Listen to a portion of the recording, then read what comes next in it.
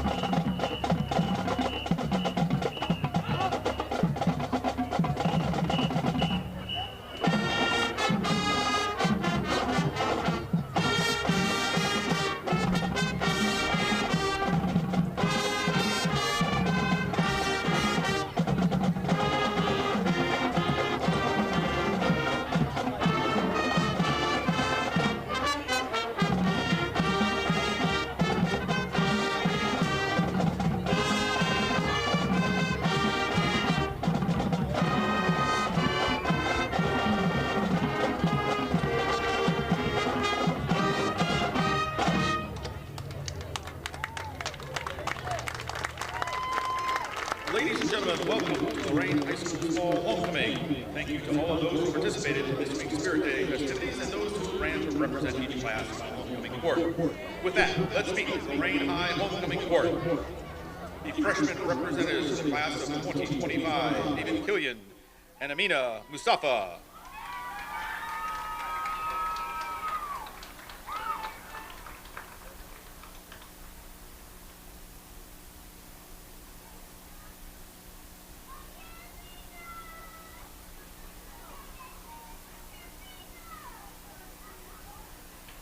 The sophomore representatives for the class of 2024, Rico Anderson and Rose Colazzo.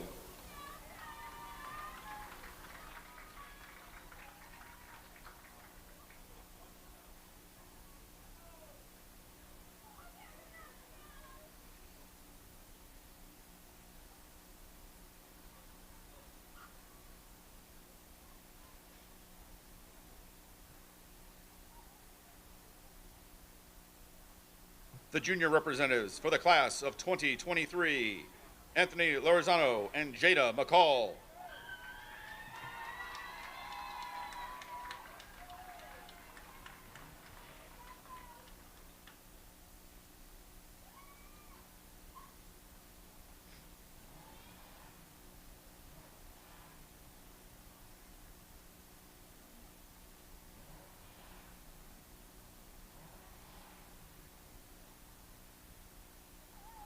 And now for the senior representatives for the class of 2022. First, we have Amir Lee and Faye Olatoye.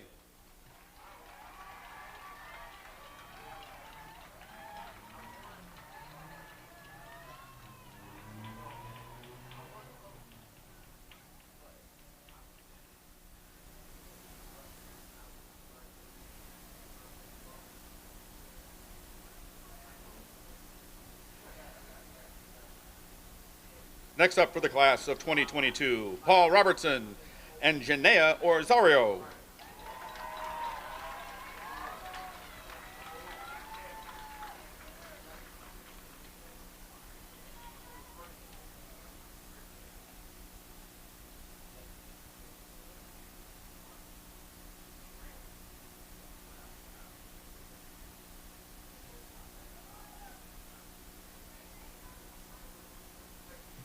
And our final representatives for the class of 2022, Robert Gonzalez and Brooklyn Ferguson.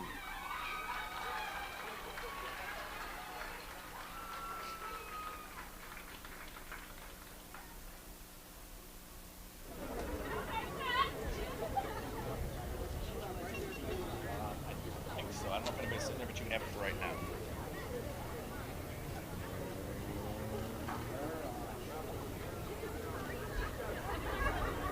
All right, now, ladies and gentlemen, the time we have all been waiting for. Let's find out who the king and queen are. The second runners-up for the homecoming for tonight are Robert Gonzalez and Faye Olatoye.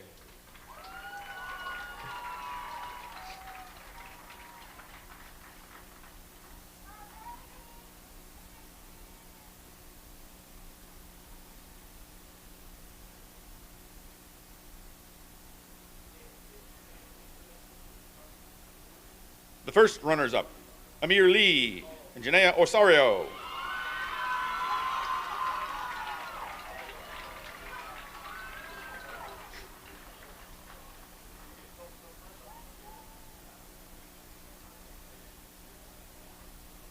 And now, the announcement of the Fall Homecoming King and Queen. Your king, Paul Robertson.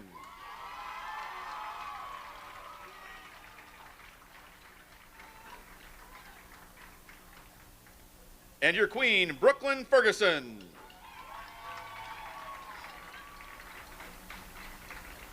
Former homecoming king, Keandre Davis, is helping to crown tonight's king and queen.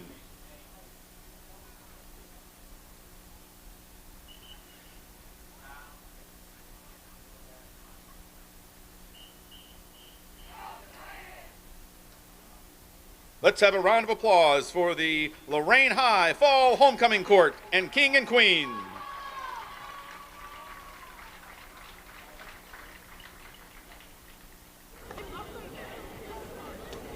Ladies and gentlemen, would you please rise for the playing of the Lorain High School alma mater.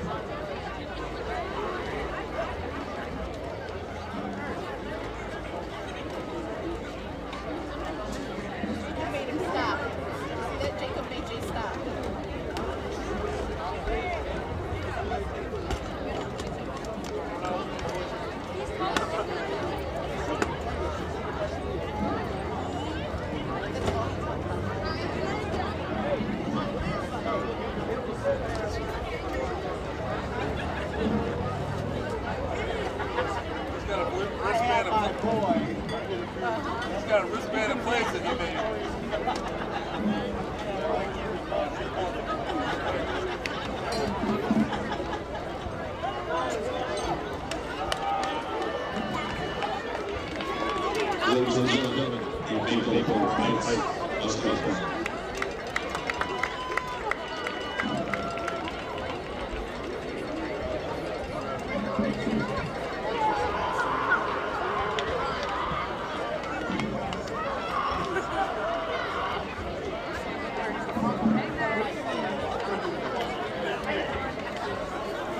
and a cast of dozens here tonight for homecoming. It's the Lorain High School Titans, 0-5 on the young season against the Maple Heights Mustangs, 3-2.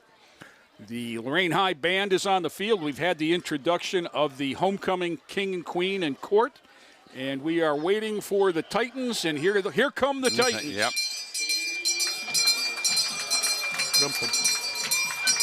Robert Gonzalez, number 4, leads them out, along with 44, and that is Jaylon Delane. And he's the other captain on that team. He took the flip anyway. Right. And the Titans are set to go, looking for their first win of the season on homecoming. If you were with us earlier, you heard the announcement, but we would like to add our congratulations. Freshman representatives Avon Killian and Amina Mustafa. Sophomores are Rico Anderson, Rose Colazzo. The junior reps were Anthony Lorenzo and Jada McCall. Senior second runners-up were Robert Gonzalez and Faye Olatoye. Amir Lee and Janaya Osario were the first runners-up. And congratulations to King Paul Robertson and Queen Brooklyn Ferguson. And that homecoming culminates a week-long set of activities at the high school. You know, COVID changes everything, Tom. Today they had a pep rally, but you couldn't put all the kids in the gym, so they allowed the seniors to come, and Joe Bach broadcast it live throughout the building. Yeah. And that's what you have to do. Homecoming on a Zoom call. Yeah. And I had read someplace where one of the local schools, I think it was Amherst, had talked about putting up a big tent on the football field for the dance. And I think it was weather prohibitive, but, and it didn't happen. But, there's a different kind of idea, too. Well, some schools are, and Amherst is one of them. I have friends who have children at Amherst, and they're talking about they're getting a phone call just about every day about someone in the class that's tested positive. Yeah. And they get that email, they get that phone call. And it's not anybody's, anybody's doing it better than anybody else. No. It's just the number of kids and the odds. Yeah. I do some work down at Oberlin schools, and we get an email once a week or so that there's a student with it or there's a faculty member who's tested positive, and it's just that's what's happening. Titans are going to kick off from the 40. Tyler Costco is out there with the tee, number 16. He'll be kicking from south to north, and the Titans are looking to get on the win side tonight for the first time, but it'll be a stern task with the Maple Heights Mustangs. That from the past years, the kickoffs were always an exciting thing about Lorain. You never knew how they were going to kick off, where they're going to kick off, kick it out of bounds. I think now they're kicking it, trying to get it deep into the end zone. He squibs it along the ground. Whistle. We were offside. Yeah, we were offsides. That's the one you want to take that big bounce and go over the next guy's head. That's the successful, That's the only penalty that guy can call because there's not two teams where he's lined up. And one of our guys got ahead of the kicker, so we'll do it again from the 35 as soon as we get the ball back.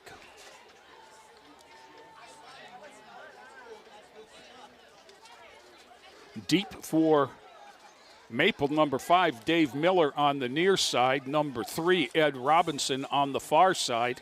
And they are lined up 20 and out, anticipating a short kick. There have been a lot of Robinson. There's the kick I was talking about, Over his head at the 15. Here comes Miller. Miller gets to the sideline, gets the edge, beats Costco around the edge and out of bounds, but not before. He's at the 49-yard line of Lorain High.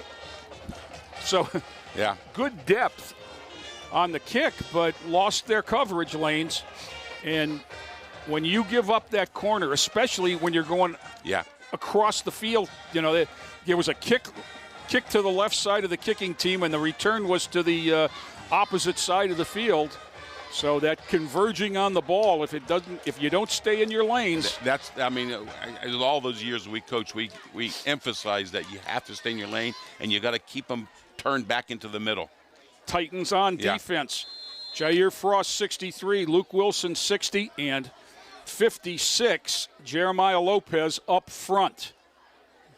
In the back, 15, Navon Wright is a linebacker, along with 33, Noah Smith. And we'll get the rest after this first play. DeJuan King, number 1, 5'6", junior. Going to swing it out. That was close to a lateral, but it's a completion either way, and it's going to be for a first down, and that was Ed Robinson. Nice, easy, get your feet under your play. A long handoff, really, and it goes for 11. Maple has had a whole string of Robinsons. They wonder now they're having sons, I'm sure. He was a great wrestler back in the day. I haven't done any research, but the name, I bet you he is related to all the older Robinsons from Maple.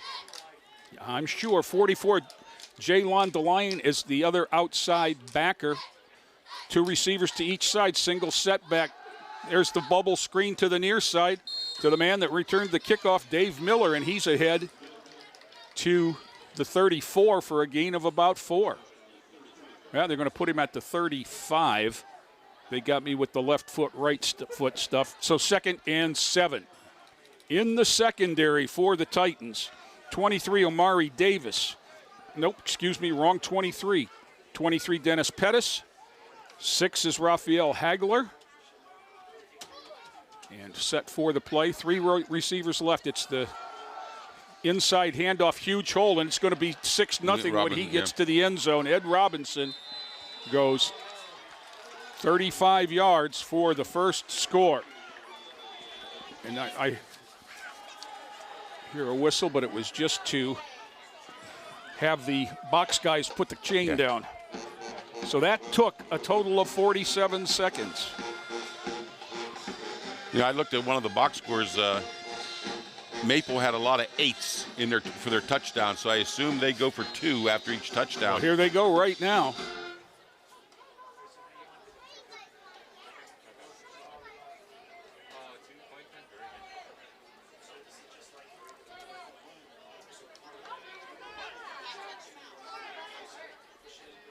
Motion puts, now he gets set, lead blocker.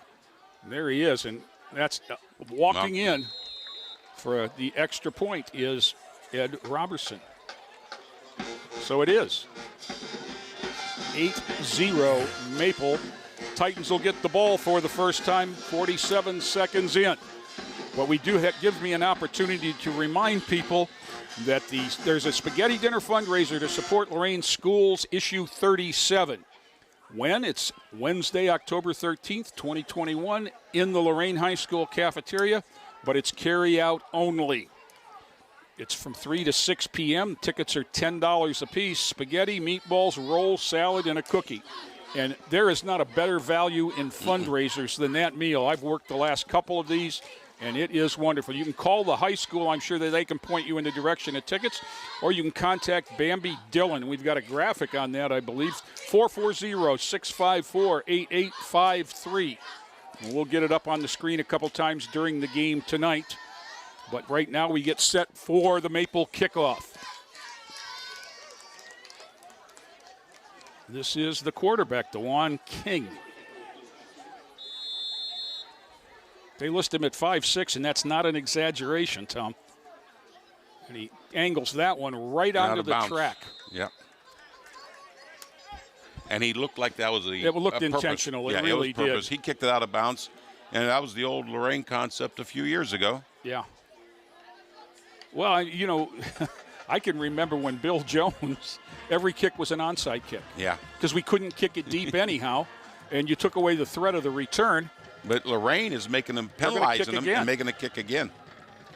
And I can remember that Coach Mack did that for the longest time, and it wasn't until we got in the playoffs one year against Toledo Whitmer that they finally made us kick it a second time. Yeah.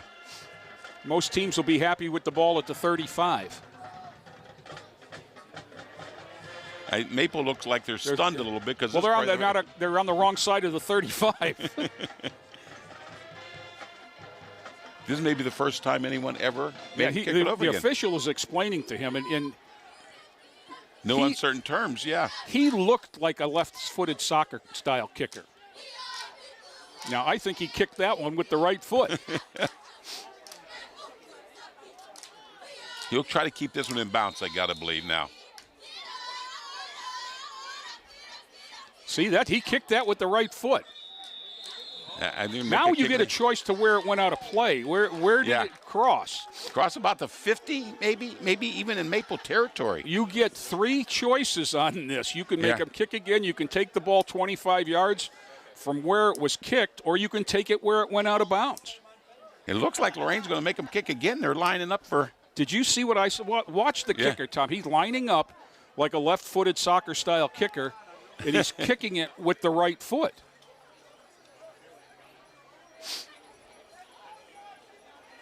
Now, they've got to understand that they keep moving backwards. So take 3. And you've got to be correct that nobody's made them do this. Yes. So now if it goes out of bounds, the Titans could take it at the 45. Now he's straight back. So now he's going to try and keep it in bounds. See the difference in his drop? He'll kick it down the middle. Dewan King, straight ahead. Line drive kick, bounces. Gonzalez picks it up at the 23. He's ahead to the 35, the 40. Breaks a tackle out across the 45 to the 46. Good return for Lorain. And so Coach Creel's decision-making right there paid off in an extra, 11 yards, 10, 11 yards. Let's see where they put it. They're going to put it right on the line. That's the round-off principle, as I call it. Easier to keep track of 10 yards. Yep.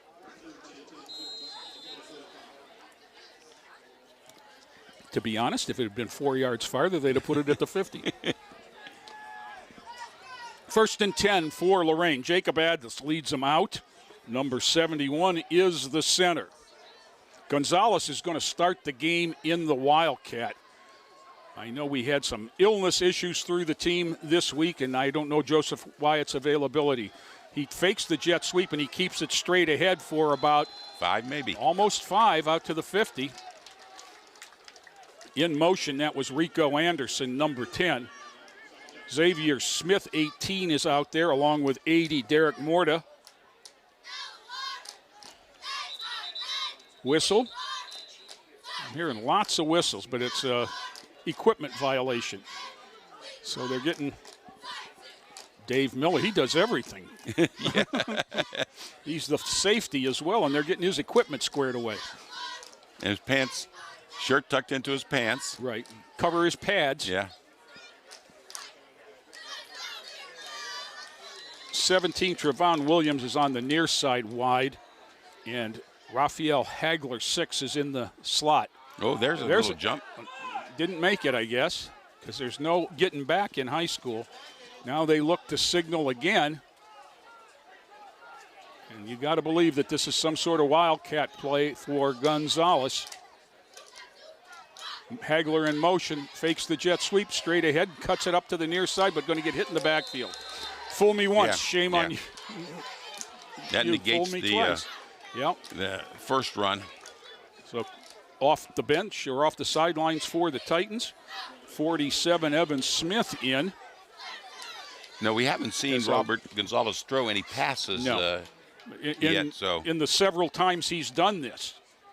The first time we saw this was week 2 at Sandusky, and he came out after the half and from about the same field position ran the length for the last time the Titans have scored, as a matter of fact. So it's 3rd and 10 for Lorain. Three receivers to the far side. He's going to keep it and run straight ahead. He's got 5, he's got 6, 7, 8 and a half.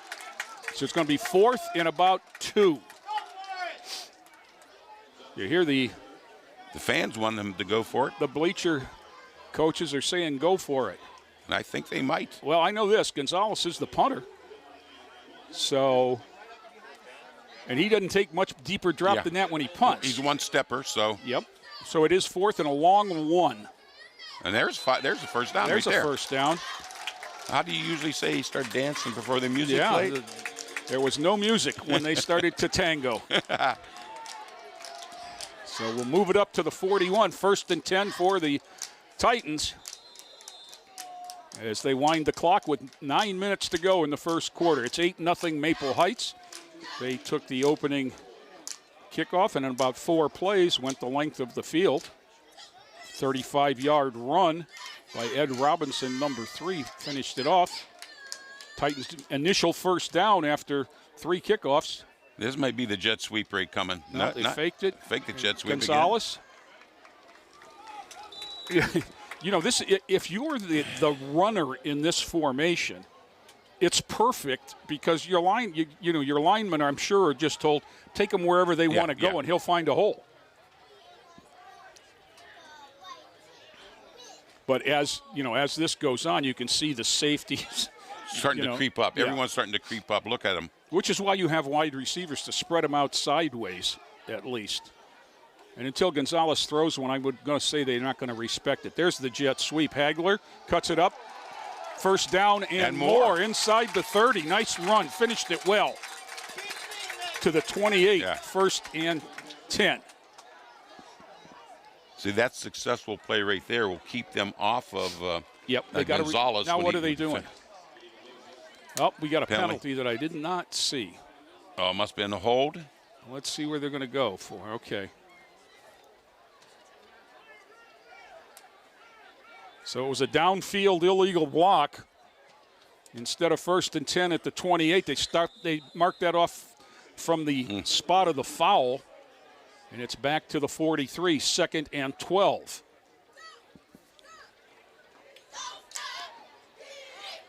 Play signaled in.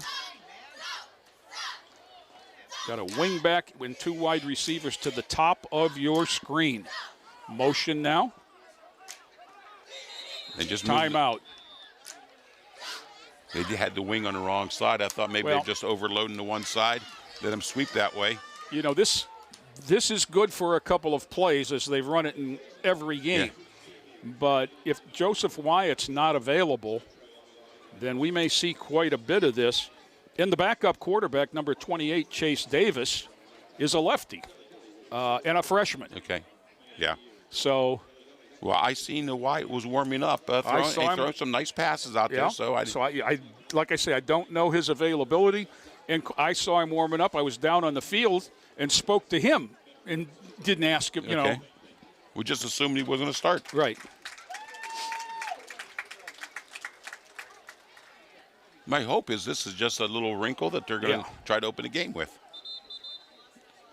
Try to put Maple off of their game.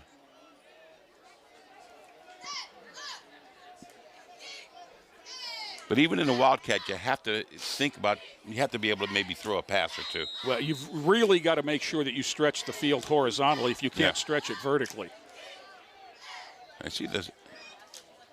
Fake the jet sweep, run straight ahead. That was Gonzalez, big hole, and he's back inside the 30, down to the 27. No flags on the field this time. And you know what? There was the respect for the jet sweep. Yeah, exactly. That's what you got to do. The linebacker followed Hagler that time. And Robert cut off right behind him and straight ahead. Good job by the guys in the middle. 71 is Addis, 68 Shane Ramey Rowland. At right guard, that's right where he went between them. Motion again, Hagler. Not a fake, straight ahead Gonzalez, and he's not going to get back to the line of scrimmage. He may be with the rugby scrum there. But whistle. And we'll see where they put it down. If there's no gain, if anything, 2nd and 10. No, they are running a sophisticated. I seen the right guard pulled left on that play, so they're It's a little sophisticated blocking scheme.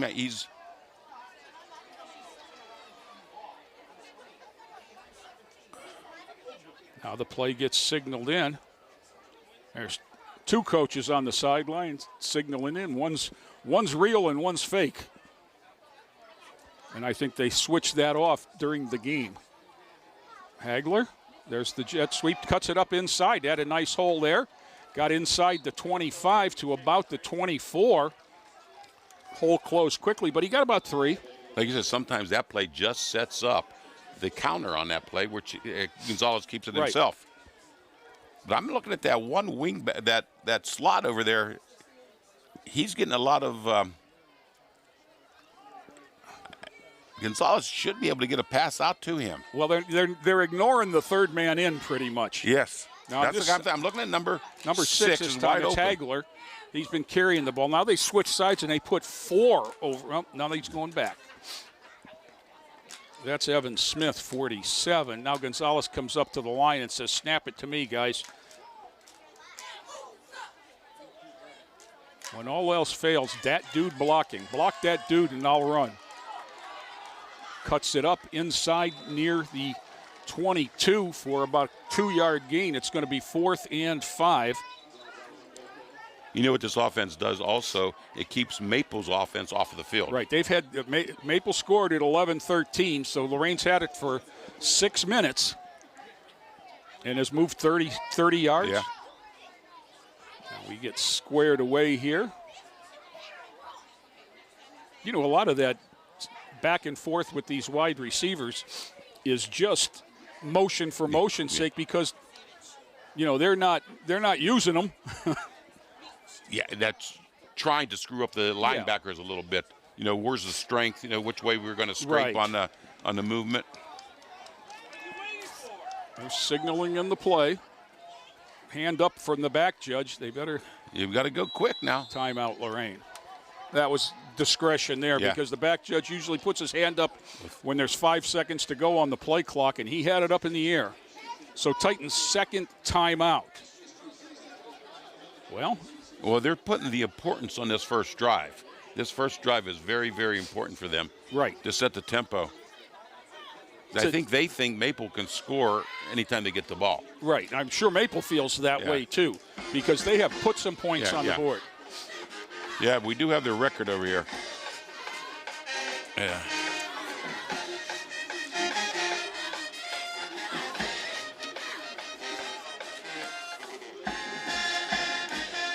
Yeah, Maple actually is 4-0. Well, I got 3-1 Is that what because one of the games was canceled. Right. Yeah, that's right. They won their first Game. Yeah, 3, I thought, and then they had a game they won the first one 53-0 over Cleveland JFK, who did not have football last year. Menor Lake was canceled due to COVID, and then they beat Cleveland South, or they lost to Cleveland South 31-14. That's their best football team other than Glenville. And I don't know if that's South or Willoughby South, maybe. No, I think that's Cleveland South. And then they beat Shaw 48-0 and Garfield Heights 46-0. Snap back. Gonzalez rolls. He's looking to throw. Now he left hands it out. He's got a man wide open. Caught the ball inside the 10. And, he went out of bounds. Knocked out of bounds at about the 7. Nice job. I didn't know Gonzalez was left-handed. Xavier Smith on the catch. Yeah. Okay. Rolled right through left. That's a hard thing to do for a running back. A non-quarterback, yes. Well, that puts Lorain. Right, and you couldn't be any more open than Xavier Smith was on that play. Well, you run. It has to happen. Well, Maple didn't believe it could happen.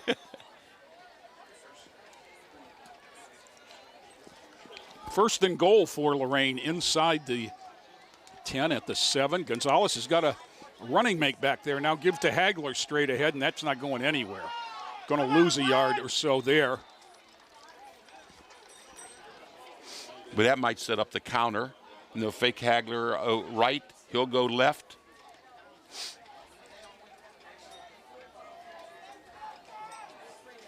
Second and 7, they're going to say no gain. Now, one thing that running back does is it brings another guy inside the box, as the defense doesn't have to account for as many guys out wide. Snap straight ahead, Gonzalez. Inside the 5 to the, probably right about the 5, let's call it. So a gain of 2, going to be 3rd and goal at the 5.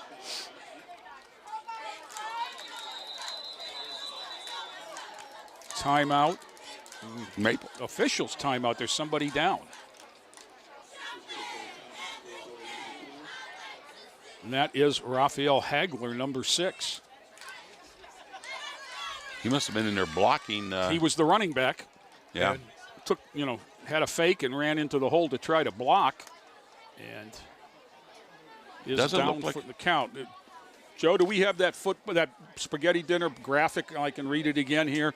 Spaghetti dinner fundraiser to support Lorain City Schools, Levy issue 37. It's Wednesday, October 13th at the Lorain High School cafeteria.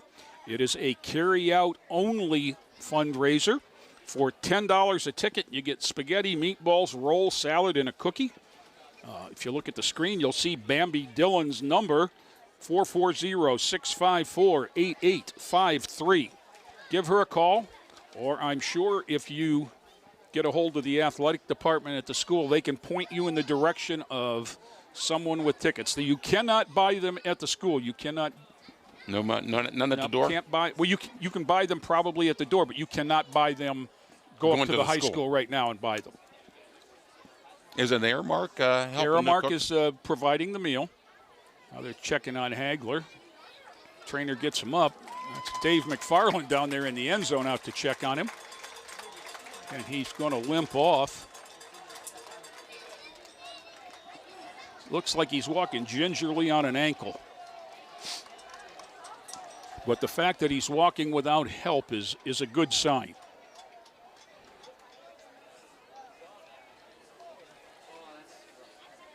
Rico Anderson comes into the offensive huddle to take his spot. 3:36 to go, first quarter. Maple Heights scored in 47 seconds, and Lorain's had the ball ever since.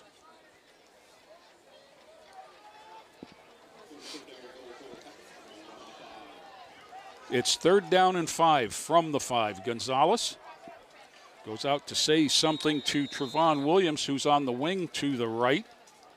Addis is over the ball, and we're set to go. Motion now. Inside handoff going to go. That fooled no one. Nope. That was 17, Trevon Williams, and they were looking for that. And here comes the field goal unit, Tom.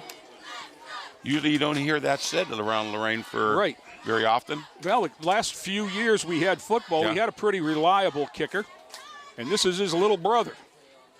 This is Tyler Costco, number 16. He's a senior.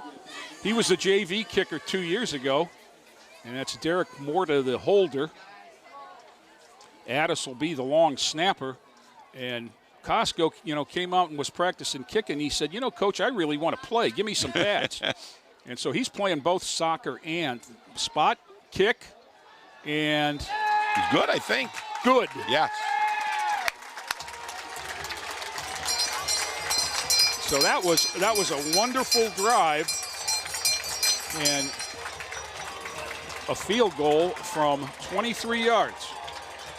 Now that was Lorain's first score in a lot of games, but since game 2, the second half of game 2. But that's a success of a long drive. It kept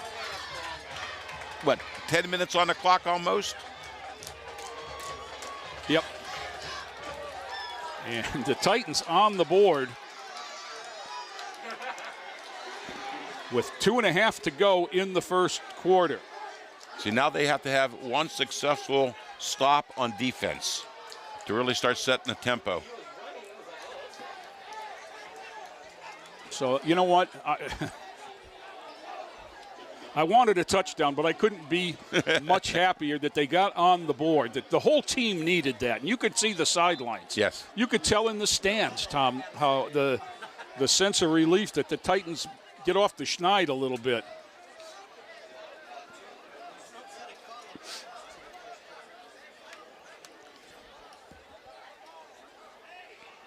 And it was funny because as I walked out onto the field today, Jason Whitehead was out there behind Costco while he was warming up.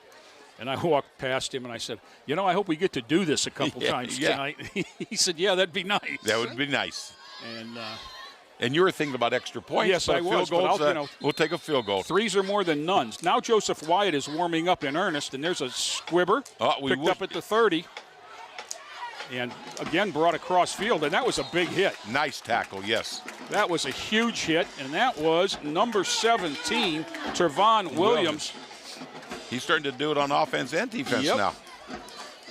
So the Titans will come out. Williams stays in as one of the deep backs, along with Mosley, number 21, number 15. Number 15 is who? Navon Wright, Tyler Costco, 16, and number 13, Damon Battles. Yes, that's what I was looking up. So I think we've got them all.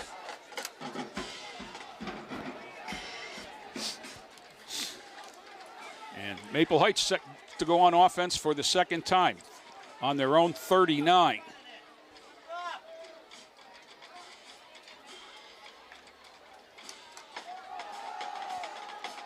We broke through the mob scene there and got out to the 45 for about 6 yards.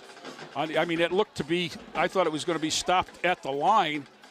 And there were so many bodies there. And winding his way through there was Ed Robinson. I think there was a white shirt ahead of him that lead blocking a little bit. I sound like a broken record, but I'd like to see Lorain get another person or so in the box there. Maple proved to be a passing team, but they will run the ball. And that out of this, Tom, that's the first point scored against Maple since their second game. So they've had 2 shutouts in a row. Give again to Robinson. Cuts it back. He's going to be he's going to fight for the first down. And they gave it to him. And 33, Noah Smith was first one there for Lorain, but he got him up high. And usually in football, the low man wins.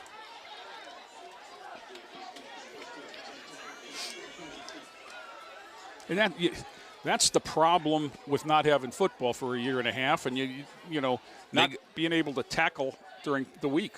I think Maple sees the same thing I see. No one's covering the slot over here. Right there. Yep. Yeah. And we overran the play. Decent pursuit from outside by 13, Damon Battles. But not before they pick up a first down. And they did see what you saw. good vision by DeJuan King, because I don't think that was called necessarily from the bench, but it was definitely an audible because the wide receiver was blocking. There's a give, fake on the give straight ahead, throws an out pass, and that's a tough pass for a right-hander to come across the body and throw the flat pass. It looked like he almost threw a sidearm. Yeah. So incompletion is going to make it 2nd and 10, and it's going to stop the clock with 50 seconds to go. Joseph Wyatt getting warmed up in earnest now.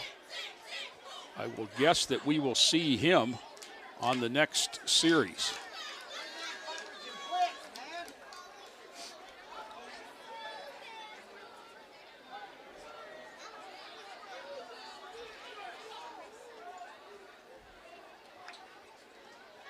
Give straight ahead. Robinson again in the hole. Hit just across the line. He's going to have a couple down to the 36. He was driven back, but I think they gave him forward progress.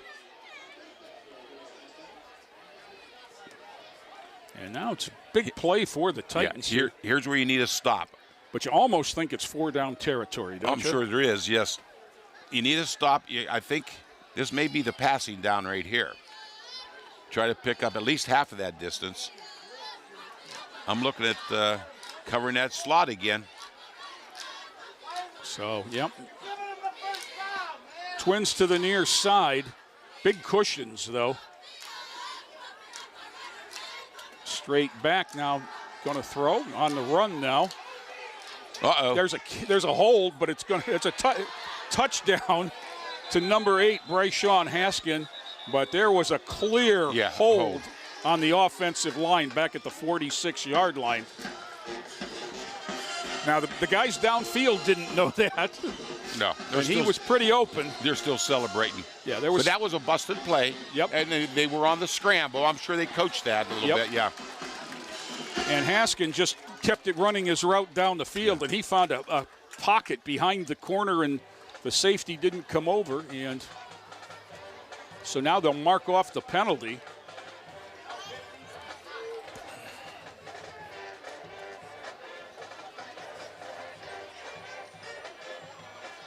That's going to bring it clear back across the 50 to the 49.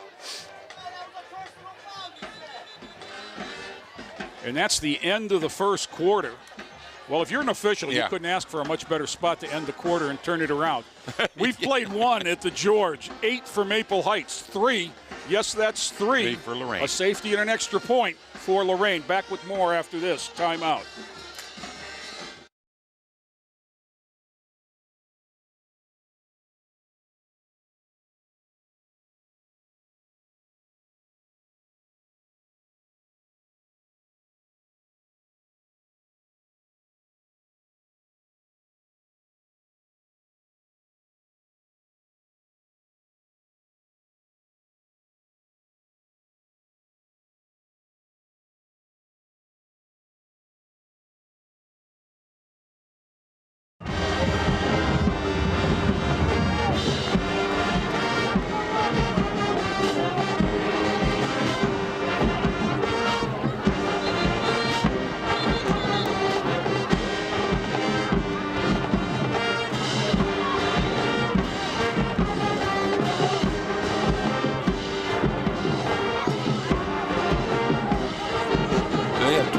Yards to go. In my defensive concept, I would send some middle backers to put some heat on the quarterback because you know they're going to throw it wide. They're not going to throw it in the middle of the field short. 3rd and 23 from the 49. Snap back, straight back screen pass. There it is. That's a nice defensive play. Yes. Stepping up with the big time play, 50, Navion Wright. There's a whistle, timeout. Both ways. Did we have a...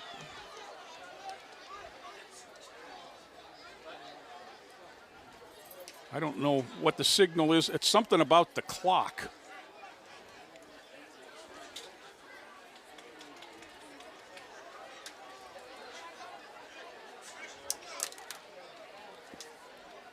I figured out what the problem is, Tom. What is it? They didn't flip the field, did they? No, Maple's Okay, still so going. Yeah, Maple's still going this way. Yeah. Isn't the second quarter? So they gave him a two-yard gain. No, that's now the down markers are switching. So we played the first play of the. I guess that, you know what, because of the penalty, you can't end the half on a penalty or end a quarter on a penalty. I thought it was a defensive penalty, but they didn't let it end there. So that was an untimed down. Okay. And now we're switching over to the second quarter. We had quite a break for an untimed down, though. Yeah. So they're on there's a no gain on the screen pass, and just a wonderful defensive play by Navon Wright. And now it's 4th and 23. And now the quarterback is also the punter. So obviously he is a threat to take off. Because he's also a runner. They're covering the wideouts. I don't know about rushing. Yeah. Okay, that's a high That is high. Kick. Just catch the ball, son. A nice kick. Good job. Nice Outside catch. about the 23. Caught by Trevon Williams, and the Titans will take over for the second time, down 5.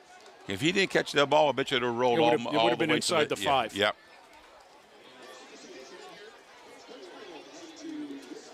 Because when you're struggling, the ball always bounces the other way.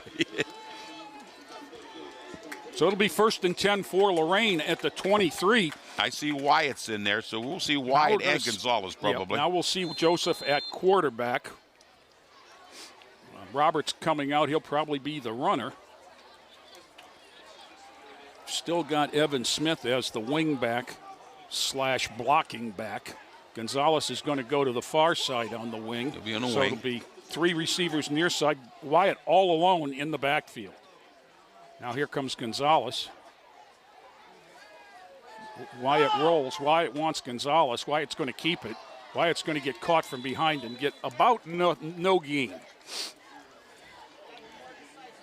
I'm much happier. There was pretty good coverage there.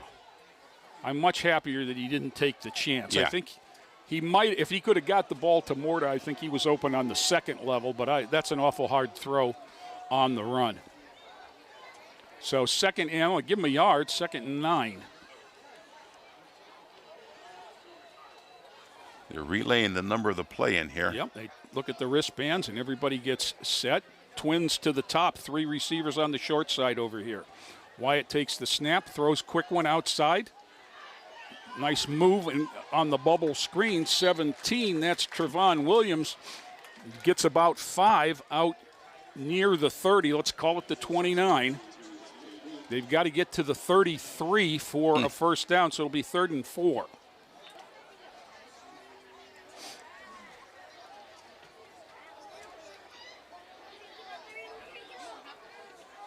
Trips way out here to the near side, Tom. I think Gonzalez is going to go back in a little bit further, maybe. No, he's going to stay out wide. One of them's going to come in motion, I would guess. Or it's going to be a hitch. Wyatt steps up under pressure, and he just got buried. See, not enough time. No. And they had a wide open receiver, but he couldn't have got it 30 yards to him. It was impossible. No. Wide. Just too long in the pattern for Lorain there. And Wyatt never had a chance. So the sack moves it back to the 26. You know what? You're 0-5. Be aggressive. Gonzalez is the punter. 4th and 7 should they think about it. But I'm going to guess that they're going to play this one straight up. Again, no personal protector. We were, I asked this afternoon about why the distance. And there's the snap to Gonzalez. One steps it away. It's low. It's going to hit about the 50. It came close to hitting a Mustang. Nice little roll, though. Yep. Rolls it inside the 40 to the 39. Nice little one-on-one battle over here. 27, yeah. Who is that? That was Samir Crawford and Lavelle Reen for Maple Heights. It was probably out of view of the cameras because it was the gunner on the wide side over here. And, I think it was because it was 50 yards away from the ball. Yeah. So the Titans back out on defense.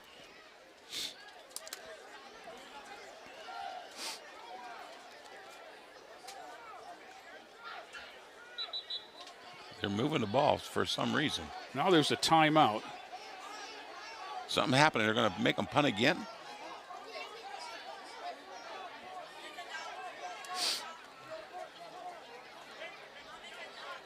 So now they're going to put it back on the 26. Is there a penalty? Yeah. Yeah. I didn't see anything It's called. a 5-yard penalty, so it's got to be some sort of, they weren't set. There's that indication. So I did not see a flag, to tell you the truth. I see a wide open field. If I was Gonzalez, I'd aim punt right. He has a tendency to come across the ball, so you see him stances an angle, and that's going to cost the Titans quite a bit of yardage. It's out of bounds short of the 50. So from instead of the 39, they're going to have it at the Lorain 48. So that 5 yards cost them 13. And Maple will take over for the third time with 9:20 to go in the half. And while I have a minute, I want to say, wish a happy birthday to a very special young man, Russell Marvin Creel, son of Coach and Mrs. Creel. Turns 8 today, Tom. Yeah. And Russell's about as into Lorain High football as any young man could be. And Mom and Dad want to wish you the very best. And they said that they're going to get that PlayStation set up for you when you get home tonight. Snap back, pass out, nice throw, first down, and maybe a little bit more. 23 Pettis on the coverage. You know, they're going to move the. They're going to move the sticks. That was close. I think you could tell by the position of the ball on the hash mark that it was a first down. They're giving everyone a big cushion over and here. That's that's why the out pattern is there. And the inside receiver. Oh, there's a bad snap, and falling on the ball is DeJuan King. Back to about, I think it's going to be the 47 or so before he rolled over. And I think the snap was not. I think it surprised him. He wasn't calling for it yet. Yeah, so they're going to spot that back at the 48 where they started. So it's a loss of 10, 2nd and 20.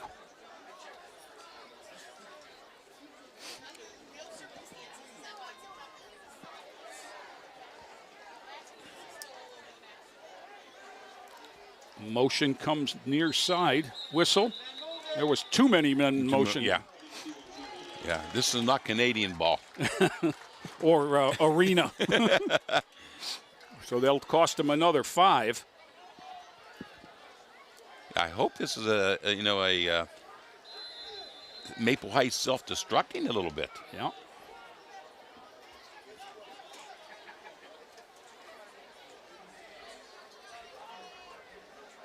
So here's where they're going to have to go for the big play. So 2nd and 25. Back on the Maple side of the 50. Snap back, pass out to the wing. Beats the first man. Big play here on the bubble screen. He's got about 20 of it back. And that is Bryshawn Haskin, who they list at 6'3", 180, and he looks to be all of 6'3".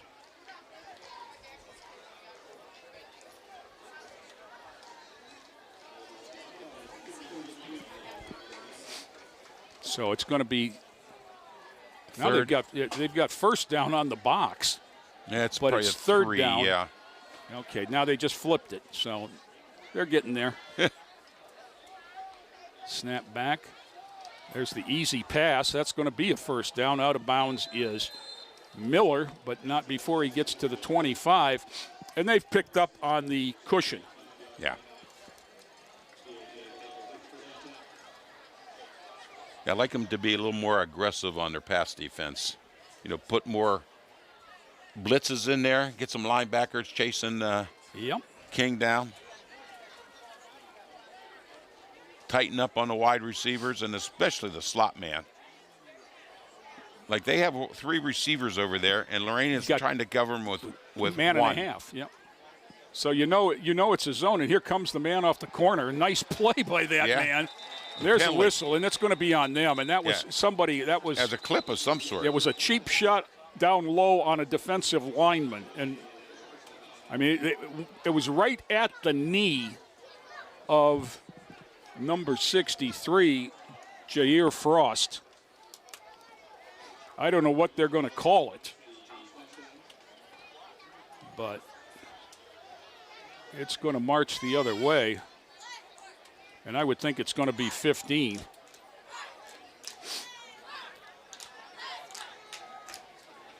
Because that was almost, I know it's going the other way. I'm going to see if I can get away with this. Yeah.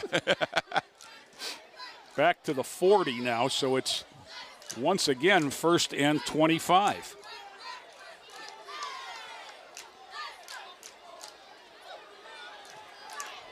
Jair came off, and that is Jeremiah Lopez, 56 in, a sophomore. See, they're over-defensed on the right and under-defensed on the left.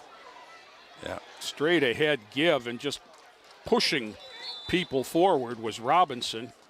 He got about 9 or 10 back. So it's 2nd down, and we'll call it 16-17. 7:15 to go, second quarter. A lot of this game has been spent with teams looking at the sideline, Tom. Both teams are signaling in the play, and neither team is in any hurry or getting any kind of fast tempo. And there you are again with our over-defensed and under-defensed. And they're changing sides of the formation without us reacting to it as well. Yeah.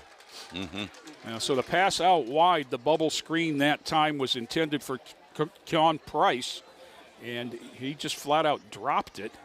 Incomplete. It's 3rd and 17. 6:57, clock stopped in the half. Has Lorain had an interception yet this year at the 6th game? I can't remember any. I don't remember any either.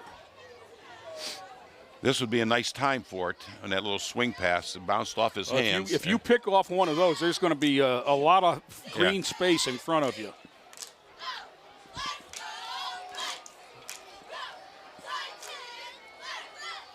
Here's the offense is balanced up. Yep. Now they swing out, and it's a screen pass, bubble screen in the middle, and that's Robinson, or that's Miller, number 5.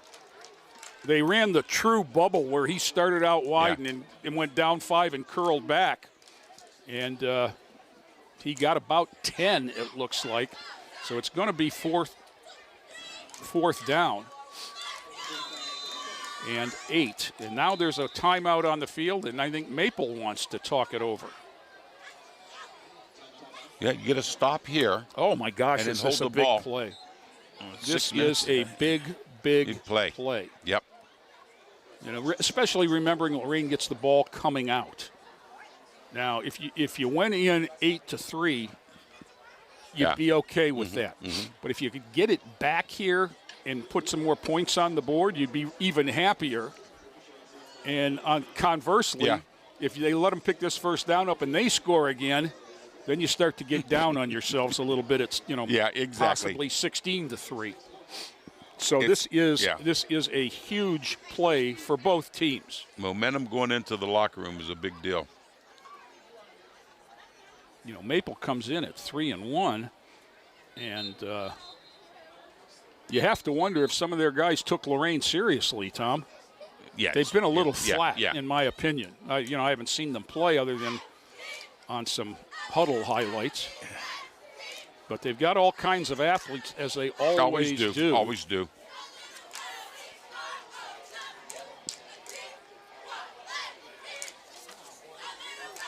So, 4th and 8. Quarterback is all alone. 3 receivers to the near side. He's going to look that way. He's under pressure from Wilson's chasing him.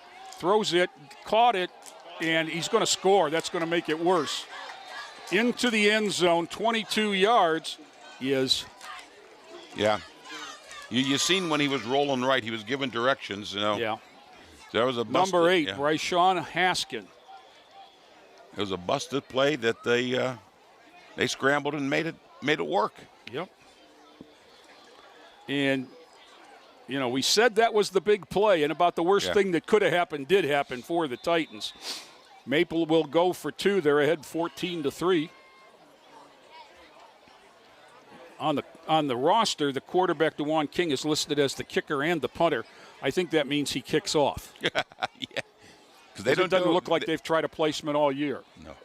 Snap, gives straight ahead. And he may not have made it. You know, he's stopped. So the run fails, but it's 14-3 Maple Heights. And as the Titans will get the ball back, now they need to get something on the board now. And I'm really happy that we're talking like this with 6 minutes to go in the second quarter, because quite honestly, in these last couple of games, Tom, the Titans have been underwater at this point. Yes. But tonight, they've come out with a purpose. They've come out with some surprises. They ran the Wildcat the entire first series, took it down and kicked a field goal from the 23 yards out. Tyler Costco put it through, and it was 8-3. They stopped Maple and turned them over, but then Maple forced them to punt. And twice they had Maple with 25 yards or more to go for first down, and they converted them both. The last one, they picked up not just the first down, but 22 yards and a touchdown. Yeah. So now the job is to stay up. Now you wonder if they're going to go back to the Wildcat. They've only had 2 series so far. Right. One with Gonzalez running the offense and one with now Wyatt. The Titans' deep men are outside the 20. Gonzalez is over here almost to the 25 on the sideline.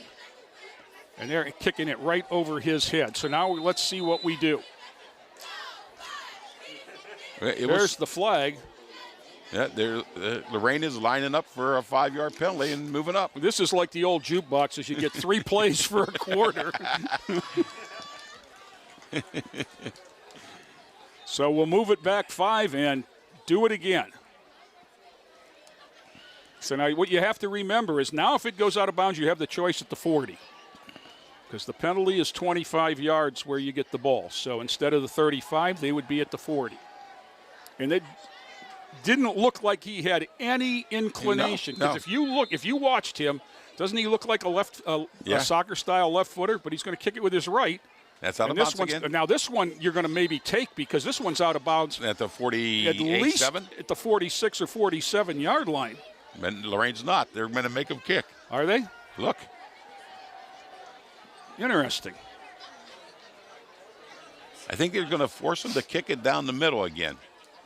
Dave McFarland's got to be getting a kick out of this.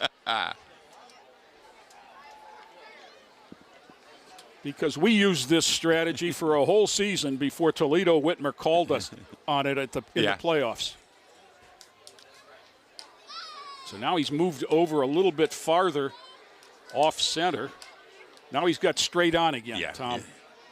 So I would not be surprised, but our returners are at the 25. That's a short kick. Morta better fall on it. Oh, no, he didn't get it. No. It's Maple. It took a terrible hop on Derek Morta off his pad, and it was recovered by Lamonte Scott, number 13. So, tough break there for the Titans, as electing to kick is usually the right move, Tom. Yeah, I know. You have all the advantage. Ball took a funny hop on an inexperienced player on the kickoff team, went down to his knees. And it hit his shoulder pads and bounced away. And you would expect him to kick it a Mustang. Deep down the middle, but he didn't do it. Right. I thought he was going to kick it down to about the 30-yard line. As I said to you earlier, when you're going bad, that ball never bounces your way. It's got a point on each end, and it never bounces the way of the team that's not going well. And that's what happened right there. So it'll be 1st and 10 for Maple at the 40. Let's go, defense. Turn him over. King in no hurry. 6:14 to go. Straight back. Had some heat over the middle. Had a receiver and hit him in front of one and behind the other. That's Delane on the tackle, but they're at the 24-yard line. And that was Haskin again on the reception. They wind the clock.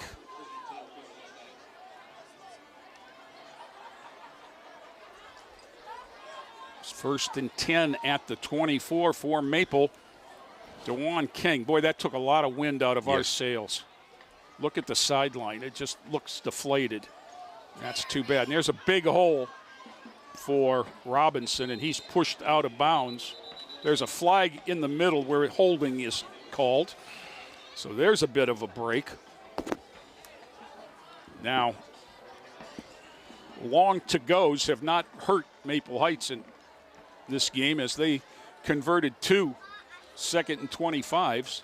This one will take it back to the 30 where it'll be 1st and 16. Winding the clock, 5:40 to go. You just want to get out of here where you're at. You got to pick up a break. You got to get a turnover. You got to get something something to pump you up going into the locker room. Flip the emotions. Straight ahead is the give. If you recall on the last drive, Tom, the quarterback for Maple, the ball was snapped to him when he wasn't looking, and it bounced right to him. You know, if we're going well, that bounces away and we pick it up. 28-yard line now, 2nd and 15. 5 minutes to go in the half. Clock running. King comes back with the message from the sidelines. Now he spreads it out a little bit. Puts Robinson over to his right, the wide side. Well, they balance the formation. Pulls it down, throws the quick out. Nice pass and catch there. That's number 9, Greg Parker. And he's ahead to the 20. Now, that is a hard pass to stop, that crossing pattern like that. And he got it around the rushing lineman, because I think that was the backer on that side. So it's going to be 3rd down and 6. Now, they're laughing at 3rd and 6 because they've had a lot longer than that. Snap back, gives straight ahead Robinson. He runs into a pile, and he didn't get there. Going to have about 2 or 3 down to the 20. They're down to the 18 or 17, it looks like. But it's going to be 4th down and 3. With less than 4 to go in the half.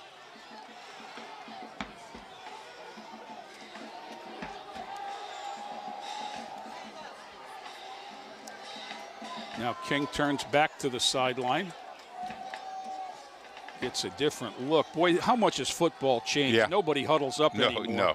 You get right to the line and get a look at the defense and send the play in. King rolls, King's throws behind him. Titans hold.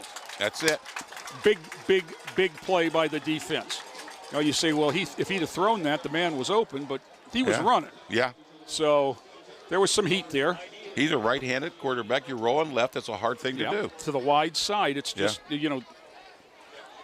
So the Titans hold will take over 1st and 10 at their 17. And I seen Gonzalez back at the He's back Wildcat. He's back there with Wyatt. Okay, but I didn't see Wyatt. 3:28 to go in the half. I like to see them run that 3 minutes off the clock. I would too. I hope we don't have to give it back. Wyatt gets the snap, hands it to Gonzalez. Gonzalez near side gets it out to the 15 and not much more. Give him 3 to the 16 and make it 2nd and. See, I'd take all 25 seconds, tell you the truth. Oh, they lost. My bad there. They lost about a yard. I'm looking at the wrong line, Tom. Yeah. So we'll be under 3 when the play comes in. And the Titans do not appear to be in any hurry, but you're going to need a 1st down or you have to punt it. Changing the side of the formation there. Snap back, fake. Wyatt keeps it. He hadn't done this at all this year. And they were ready for it. They sent, there's now the timeout is. That's a Maple timeout. No. Okay, one official said Lorain timeout, one official said Maple timeout. Yeah, that's what I was looking at. But the scoreboard says we don't have any and they have 3. Now, I think that's the second one that they've used. They used one on the last series on 4th down before they scored the touchdown. Yes. Yeah. So I think each team has one is the correct. But unless something big changes in a hurry, I don't look for Lorain to use it. It's 3rd and 10. And now the problem, quite honestly, Tom, is you don't get a lot of time for your quarterback to throw. So you've got to throw something quick and try to find a yards after the catch. And you got to roll him out a little bit. You got to get him on a move. Yeah. Move that pocket with him a little bit. I don't know how much they work on that. You almost, you got a couple of choices. If you split Gonzalez out, he's your fastest guy. Yeah. So Maple knows that too. So wherever he is, they're going to follow. And he looks to be on the flanked on the near side inside of Morta. 3 receivers to the near side. That looks to be 18 Smith. Far side Williams, and then we have the wingback, who is Smith. Wyatt drops the snap, picks it up, and he's in a well. Throws it over the middle late, and he's lucky to get that one back. Woo. See what I mean, Tom? Yeah. About yeah, but bouncing the wrong way. Just, what could go wrong went wrong. Now you've got to kick because you're still in this football game.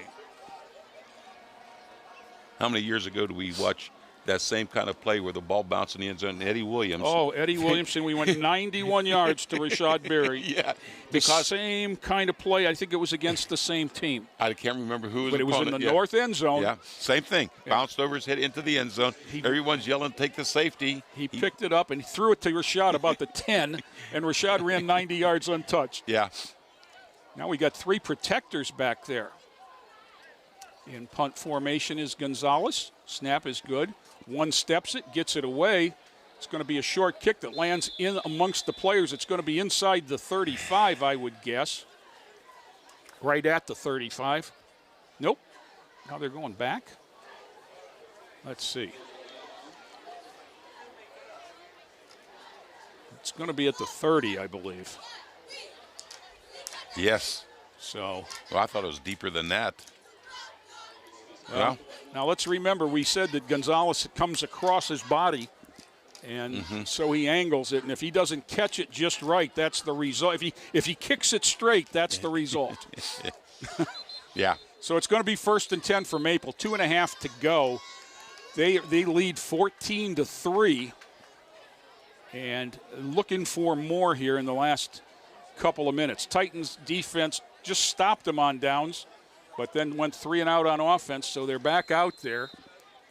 And of course, with the fumbled kickoff, it was 2 possessions in a row that the defense was out there.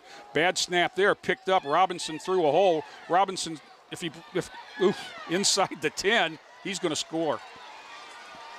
Wow. I'm looking for no laundry. No laundry. So it's a 30-yard.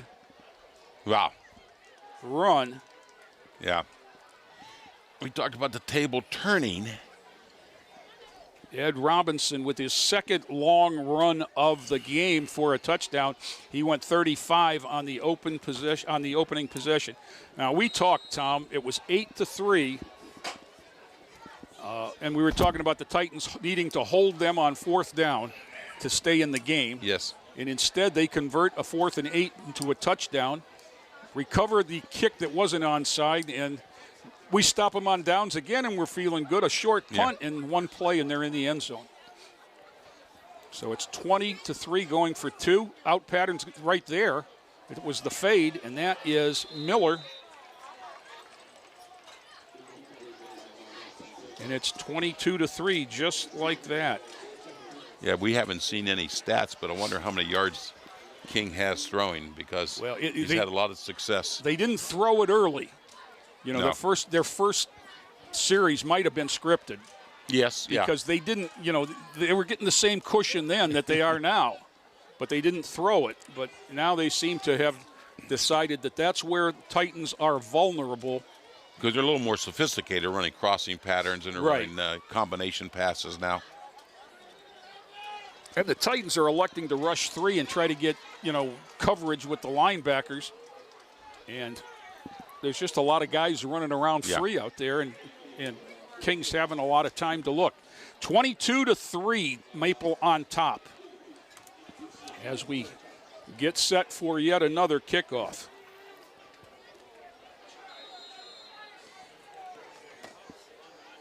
King puts foot into ball, and that's a good kickoff. I don't know what they were afraid of.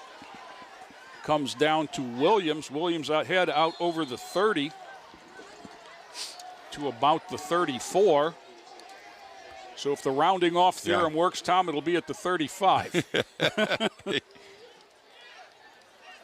exactly where he's going to put it. Well, he's going to put it at the 34, by gosh. Yeah.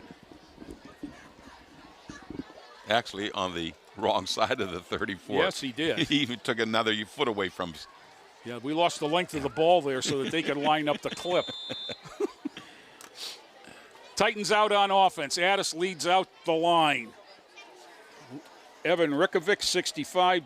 Demarion Rivera, 67. Shane Ramey Rowland and Racy Perez are the 5 up front. Joseph Wyatt alone in the backfield, trips to the near side. He's going to throw. Now it's why not time. He threw behind Gonzalez. Gonzalez was open in the middle of the field. And that was a nice little pattern. Yes. You know, they ran a couple wide, ran somebody into the middle. Nice little pattern. And I got to believe when Wyatt grows up at a couple-year quarterback, he'll make that completion. Right. He was out 6 some this week. That's why I think the Wildcat started the game. Is because they weren't quite honestly sure if they would have him. And he missed one game ill.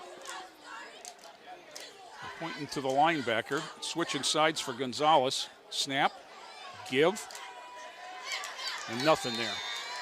They sent the house. Yes, they did. They sent 9 that time. Timeout, Maple. See, they're hoping they can get another drive in. Yep. Why wouldn't they? With 6:19 to go in the first half, it was 8-3. With 2 minutes and 3 seconds to go in the first half, it's 22-3, and you're one play away from having to give it back to them. It's 3rd and 12 as the Titans huddle around Coach Creel. For all you armchair quarterbacks, okay, you don't have time to run anything deep. The threat of a run isn't real. Yeah. And you need 12 yards. What do you call in here? I don't have an answer. They've been working on, the little flare with one of those wings. I watched them warm up pre-game. Yes, that is part of their pattern tree. I know that.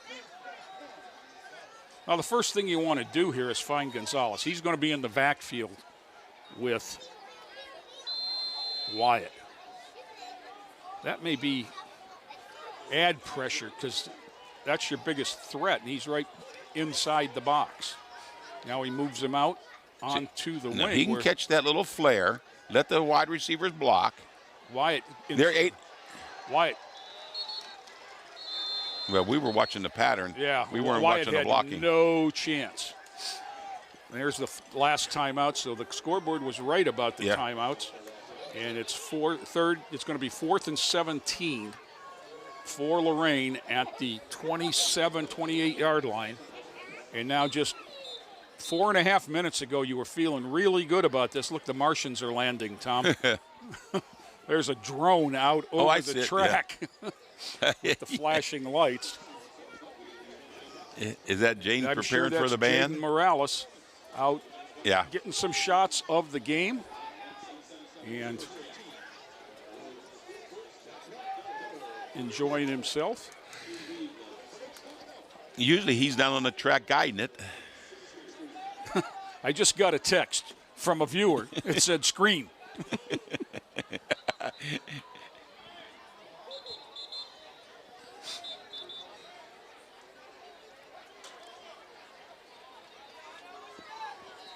Well, every play has looked like a screen because there's been so many jailbreaks.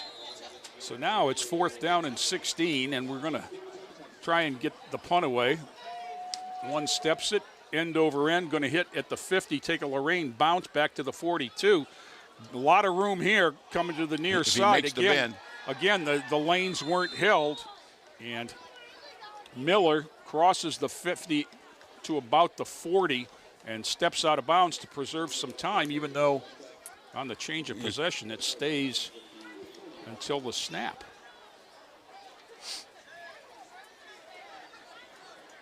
So the Titans defense, and you can just see in the body language the little down. Yeah.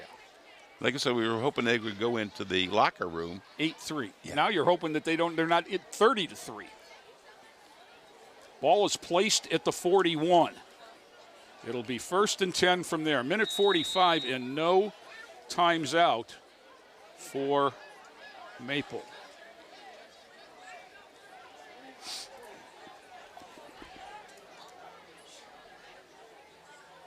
King's got him over center. Single setback is Robinson. Snap is back. King wants to throw. King looks to throw, moves. He's had a nice pocket. Receiver running free, and this is going to be a touchdown. Oh, my. 41 yards.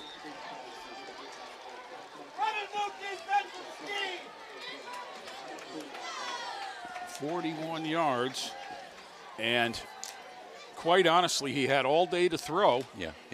And, you know, one of the things that you learn the longer you play in any sport defensively, one of the first things that coaches tell you is don't guard air. Yeah, exactly. And, you know, that's what the secondary is getting their drop, but they're not reacting to the bodies in the area. People come into that area, yeah. Right. And they got caught guarding air there. Now they'll go for 2 again. This is the backup quarterback. This is Kobe Kyle going to take the snap, I believe, with Robinson next to him. Twins out to the far side. Now they put a wing back to that side as well. They're going to just wildcat it, and he's not going to get there. He did not make it. But the damage is done. 28 for Maple, 3 for the Titans. And the half can't come soon enough, Tom, with a minute 34 to go. 3 touchdowns in 4.5 minutes for Maple Heights. Took this from 8-3 to 28-3 in a big hurry. Now, you know, now you really need a big play. You need somebody to bust something. Break one here. Yeah, bust something open.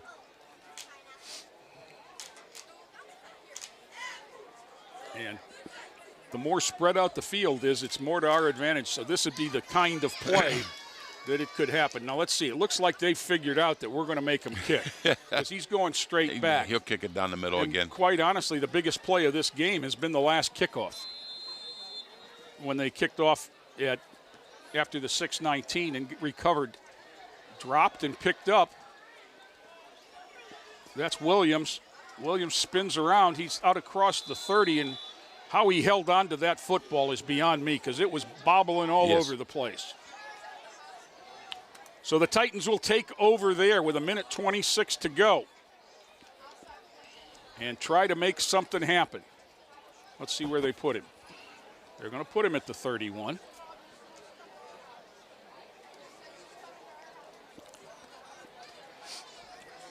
Wyatt again comes out at QB. Gonzalez will be in the backfield. 47, Evan Smith is the wing back. Moore to single receiver to the near side. Williams, and I'm not sure who the other man is on the far side. Here's motion. Snap back, give to Gonzalez. And he gets about 3. Well, not even. Out to the 34, so let's give him 3. Minute 14, and the clock is ticking, and nobody has any timeouts left, Tom. Can't stop it. You may not want to stop it. Xavier Smith is the other wide receiver. He comes wing or a flank to the near side.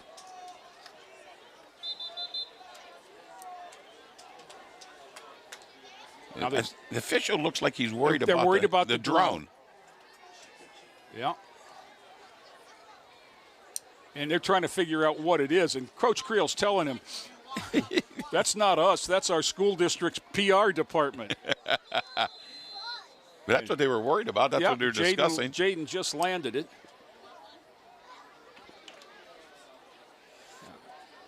This is our third home game, and he's had it up in the air during the game three, all three.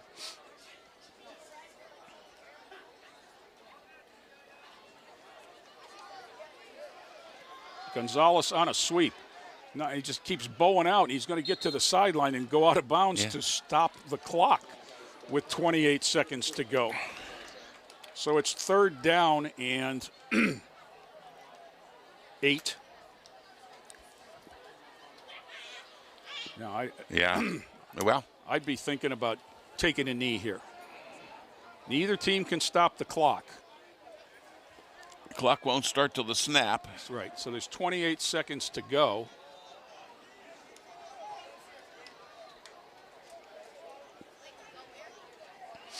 You could take 2 knees and run it out if you had to take the second one. Gonzalez again busts it outside off tackle and comes back inside. That was a smart senior play. Yeah. So that'll be the end of the half. And boy, if ifs and buts were candies and nuts, Tom. Yeah. There's the rest of that, but I can't think of it. It's 8-3. After 1. Maple scores. That's a half. With 6:14 to go to make it 14-3. Lorain fumbles the kickoff. Maple gets it in twice more, and all of a sudden, instead of 8-3, it's 28-3 as the teams jog off for the half. The Maple Heights Mustangs up on Lorain, 28-3 on this homecoming Friday. We'll be back with the Lorain High School Marching Band after this timeout.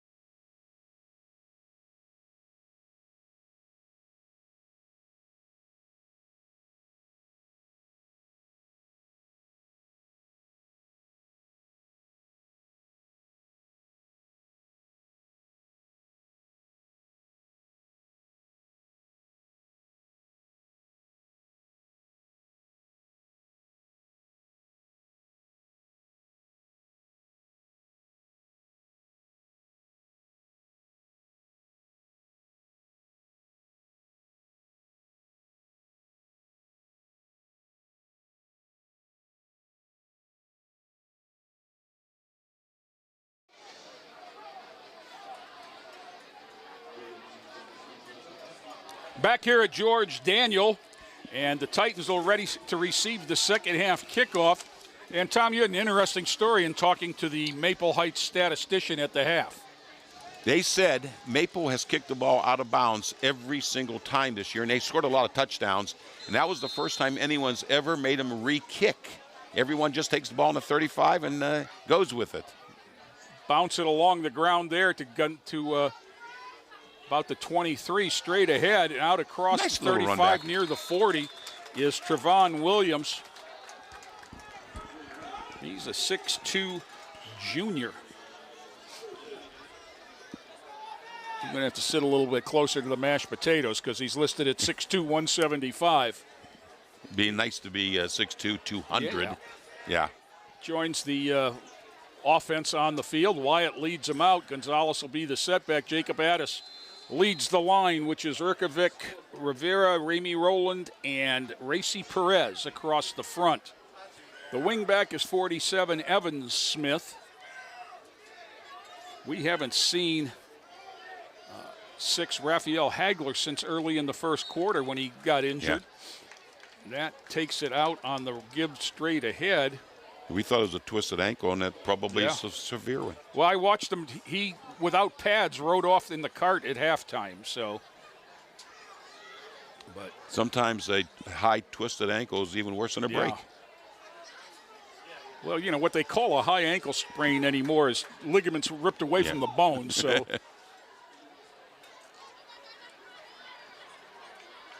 Motion changes the formation. Gonzalez looking for room and found nothing. Yeah. I mean, that didn't go, that had no chance to go anywhere. I thought they might come back out with a little bit of Wildcat in the next series. Well, one thing's for sure, if you're going to wait until 3rd and long to throw the ball, they're going to they'll know it. Load up on you. Now, you know, I would think that they'll, you know, we've got 5 linemen and a wingback. I think they're going to send 6. They've got 3 across the front and 3 linebackers right there in the box. I think they'll all come.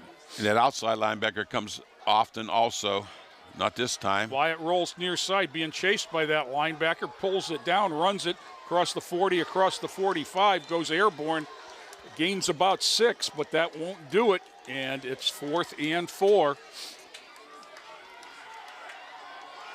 You know, I know this is football is a team sport, but a lot of times you like to see kids get some recognition. And I watched, or I looked at the Chronicle this morning, and I think Gonzalez was like number 7 rushing. Okay. So, and this is all Lorain County. Okay. Lorain County people, so. He is also the punter, and he is 11 yards deep.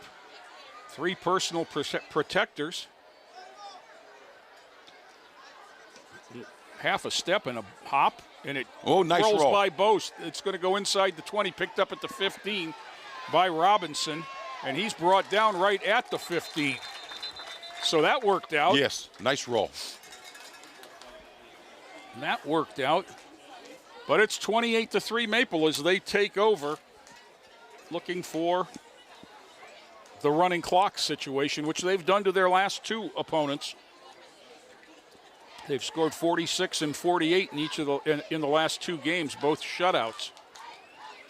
I got some stats from the first half, and Maple has had 96 yards rushing and 130 yards passing on 11 out of 14.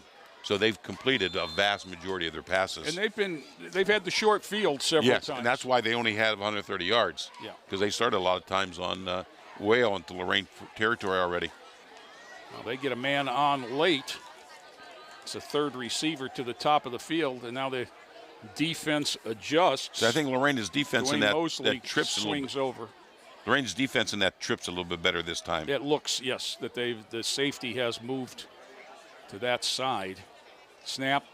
They 2 in the backfield run into each other, and King keeps it around the end. He's got the corner. I don't think anybody's going to catch him. He got the speed, too. On the busted play. Pulled down from behind. That's Titans' fastest guy, isn't it? Oh, no, that was 17, Trevon Williams. But lots of officials are staying in the backfield. So the Titans are going to get a break on this because it's going to be inside the 15. but it's going to be at the north end of the field where the play started. So I still don't see where the flag is, Tom. I don't see a flag on the field. The official has it in the middle there. Oh, I see he has it in his hand. Yeah, he had picked it up already. So I guess they didn't really have to ask the sidelines if they wanted to take this. Yeah. So he walks it back from the 15, half the distance to the goal. Oh, it's the big one. All 10 of them they get. Now, I'm right, and they walked too far, so it is going to go to the 7.5. And this has been like seek and find, trying to find a signal from this crew. I still have not seen what the penalty was. It was in all probability a hold where the flag was picked up inside the tackles, and the play just didn't look good anyhow. No, they bumped into the running back. So 1st and 17, but they've been 1st and 2nd and long all night and converted. Snap back, give to Robinson, sweeping the same corner, same result. He's off to the races. Tripped up outside the 40, it looks like. That was Jaylon Delane, the linebacker. But you could see that this team did not come out of the second half for the second half with the same fire that they had at the beginning of the game. 42-yard line, it'll be a first down, and that run was 25, and it was an ankle tackle away from being 93. Well, you know, you can't give them the corner that easy. No. That's 2 plays in a row they gave him the corner. And all they're doing is putting a single receiver out there and running him off. Well, that means they're getting outflanked by that tackle over there. Looks long over the middle. He's got a man running free down the seam. I'm not sure if he caught it.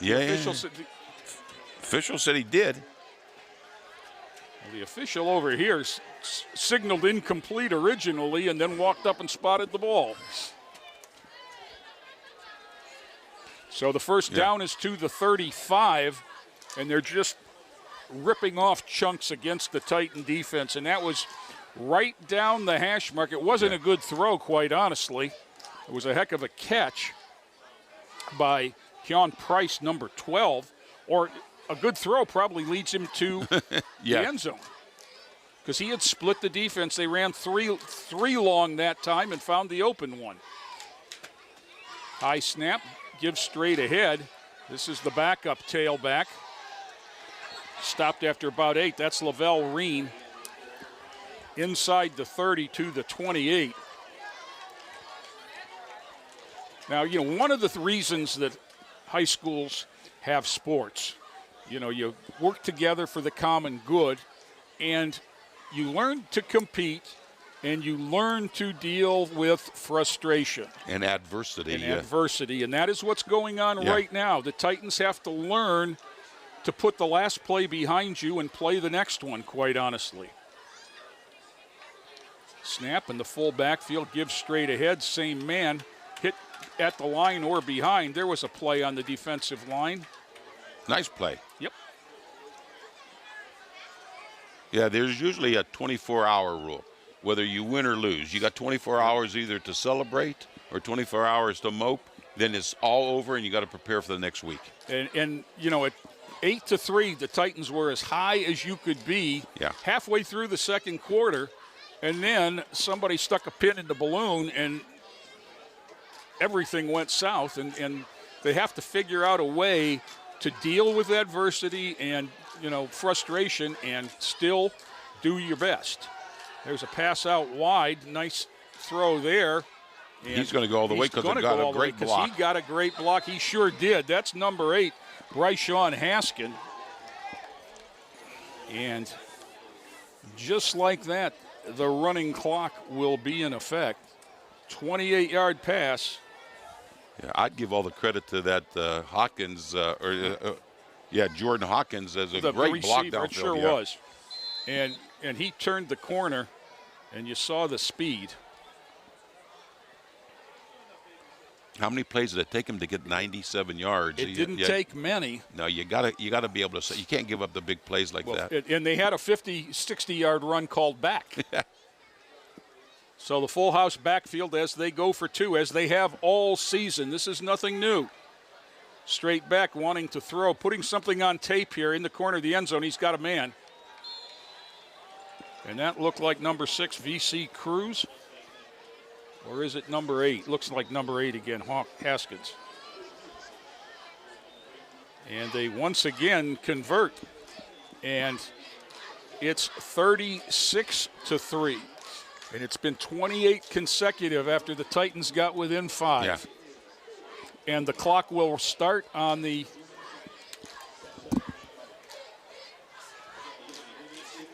and you hear that horrible 2 words, running clock.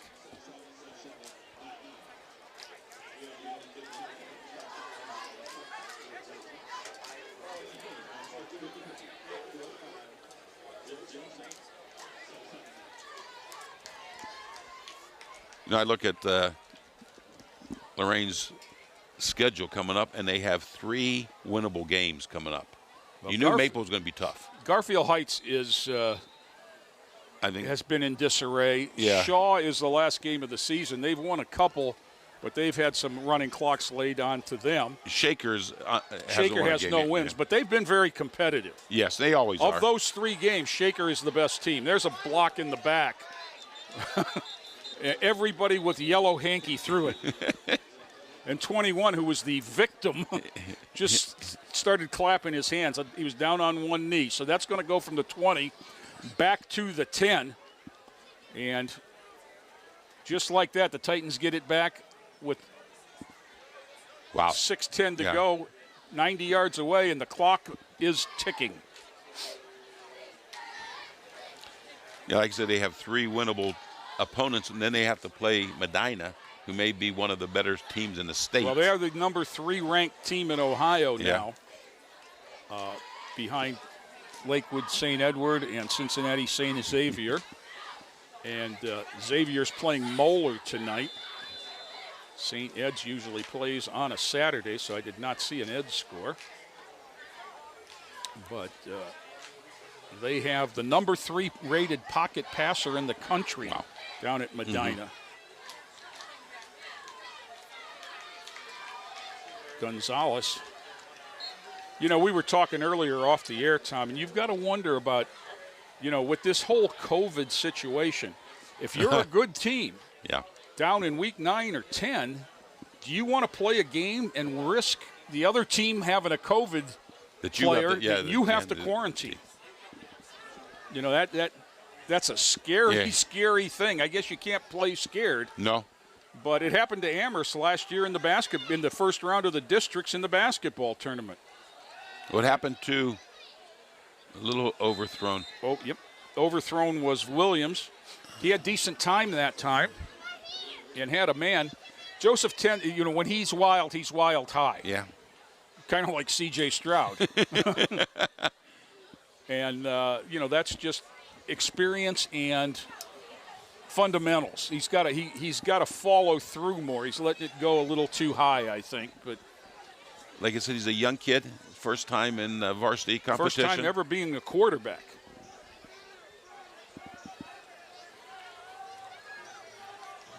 Confusion.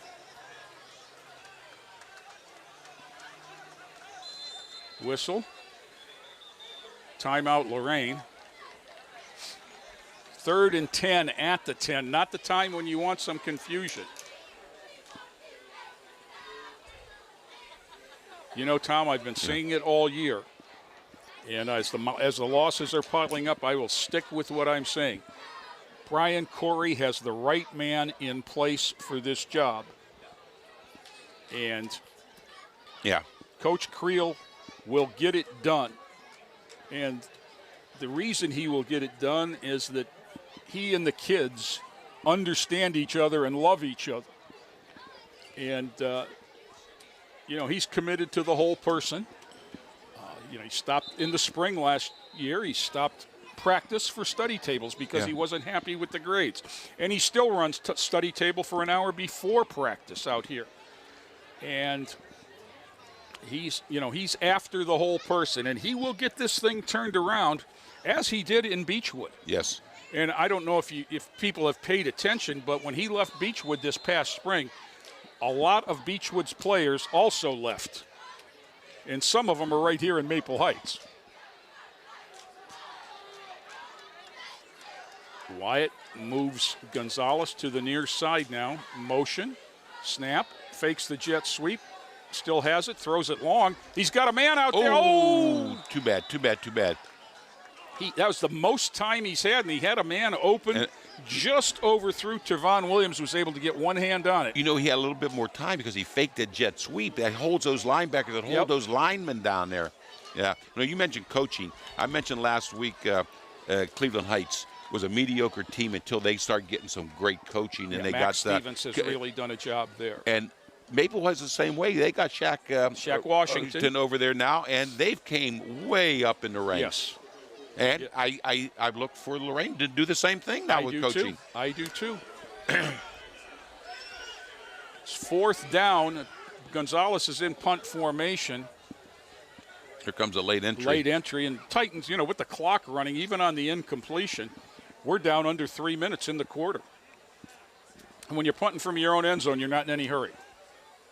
Snap, single step, kick away, spinning kick to the near side, hits about the 35, picked up on the sideline by Miller, and he goes up the side and inside the 25, it looks like, before he's run out of bounds.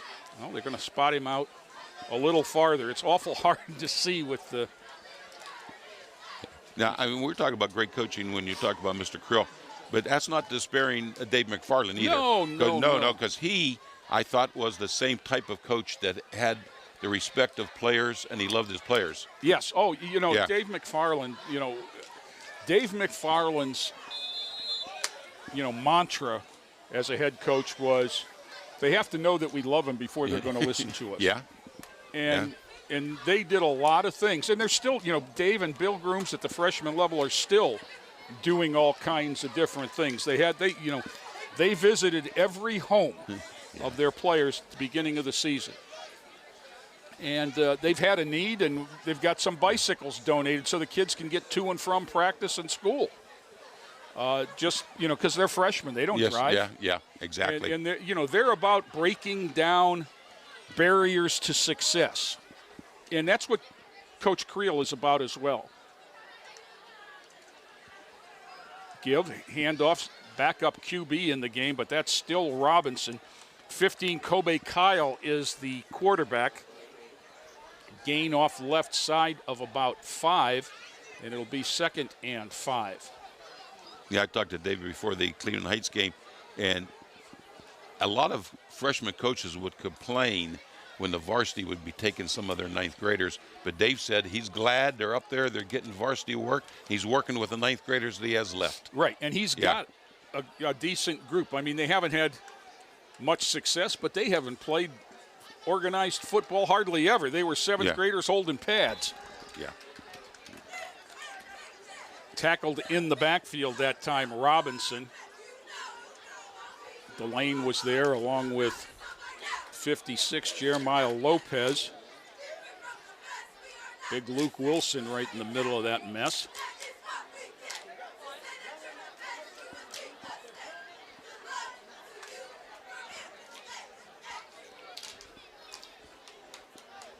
I've already seen some things with Coach Creel where he hasn't said we can't do this because of this situation or that situation. He's just gone ahead and got it done. Yeah. And that makes a big difference. High snap, pull down, Kyle. Off the left side, inside the 20. He'll be short. It'll be 4th down and 3 at the 20. We are under 25 seconds in the quarter, so they don't have to snap it if they don't want to. Ball spotted right at the 20. Robinson comes back in. One would think he would get this carry. 8-7. If they want to snap it, they better hurry. 2, One, there it is. Clock's at zeros. We've played 3 at the George. 36 for Maple Heights, 3 for Lorain. Back with fourth quarter action after this timeout.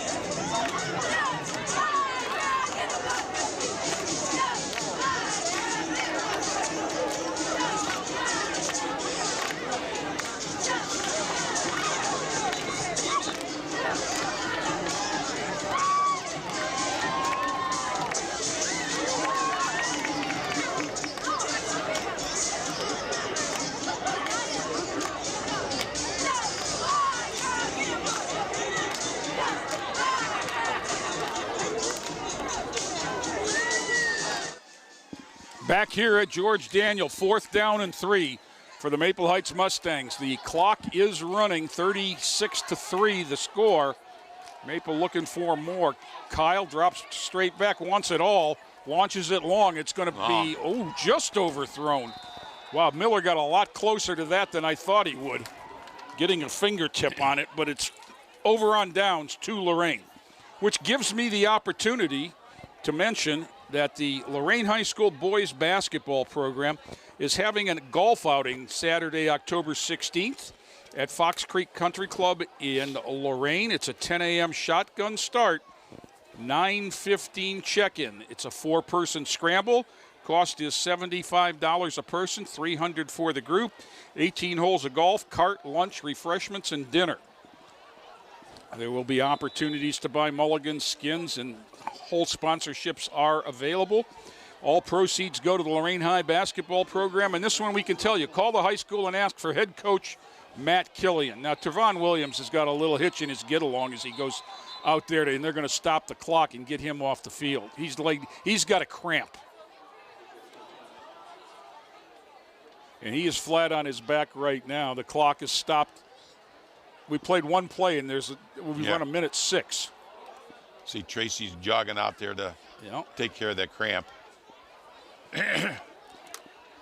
You know, other things I want to, as the clock stops and we have an opportunity, I want to wish a happy 8th birthday to a special young man, Russell Marvin Creel, who's down on the sidelines, having as good a time as anybody in the place. And he turns 8 today. Mom and Dad wish him happy birthday on his special day. And Russell, honest, they're going to get that PlayStation set up for you. You can see Tracy Menges out there now working on the cramp on the. When you see them bending that toe up, you know there's a cramp. Well, you know what? You could see him cramp up as he jogged across the field. I think we're kind of getting out of cramp season because we went from summer to football season. Oh, yes, we did. Right quick. Well, we were here yesterday for a girls' soccer game. It started at 7 o'clock. Wow. And it wasn't raining, but it was sure miserable. And we were watching the girls warm up, and I said to Joe, I said, you know, I can tell you right now that girl's a player. And he says, what do you mean? I said, she's out there warming up in shorts while the rest of them have sweatpants on. She's serious about this. The sport, yeah. And now you can see him walking on just the heel with the toe up, trying to stretch it out. So, fortunately, it's just a cramp. But just a cramp's what happens when somebody else gets one. It hurts when you get it. So the Titans walk up to the line, 10:54, and when Tavon gets off the field here, they'll wind that clock again. There it goes. Wyatt takes the snap, all alone in the backfield, trips to the near side. Throws the out. He's got a man, drop. You got to catch it with your hands. Yeah, it hit the body and bounced off. That's what happens. It hit the breastplates on his shoulder pads. And that was Robert Gonzalez trying to get the ball out to their best playmaker.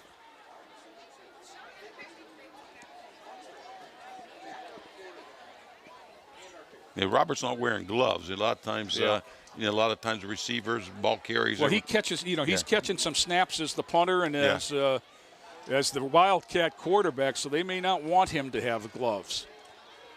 But he let it get to his body, and that happens. Fake the jet sweep. Wyatt's going to keep it. Nice block here. Nice block outside the 30 and ahead for a first down. They'll move the sticks.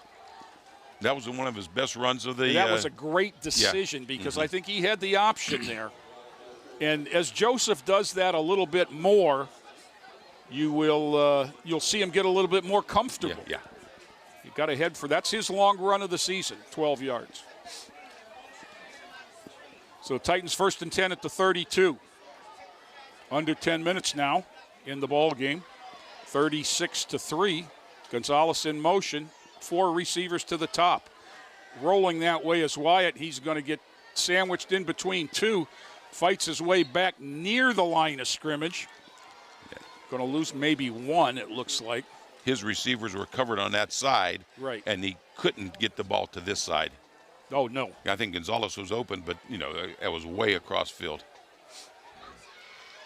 So now they come out again, get the signal. Gonzalez is on the near side with Morta. Far side is 12, Noah Buchanan. Along with, he took Williams' place. I'm thinking that's Smith out there, but I can't see the number. Gonzalez again in motion. Same play that they had so much success on. Wyatt cuts it back and gets about 4. Now he weaved his way through traffic.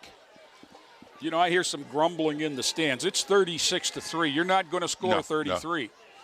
No. So let's get some positives. Let's get some things we can build on. And maybe we can get down and score and have something to feel good about going in. I agree. You're going to be 0-6. Yeah. I mean, you're going to feel bad enough about that. Let's get a positive here. 3rd down and 6. Wyatt's all alone now. 3 to the near side, 2 to the top. Snap, throws the out, had a man. First down, and fumble out of bounds. He was out, I'm sure. That is number 12, Buchanan. Noah Buchanan is a 6'2 sophomore. Made a nice catch and run after the play. It doesn't stop the clock, but you would still encourage a receiver to get out of bounds maybe, so he made the right decision in turning away from the midfield area where there were more bodies. 7.5 to go as the Titans get set. Now Gonzalez switches sides. No, he doesn't. He just goes over and relays a message to Samir Crawford, who's a freshman wingback, comes in motion. Wyatt, he's wide open. Throw it to him. Come on. Yeah. A little too high. Crawford is 5'8" and 160. And as we have said, Joseph has a tendency to be wild high when he's wild. And on the run there, just couldn't get it done. Substitution on the front line. Jogging off was Evan Urkovic, who is a sophomore guard. One thing when you're rolling that way, you got to learn to square your shoulders, and that helps. Yes, it does. You're not thrown sideways. And every quarterback on every level has problems doing that. Nice throw there. That's Derek Morta has a first down inside the 45. Nice play by Derek, and it'll move the sticks. Now he's going to switch sides of the field and go to the wide side.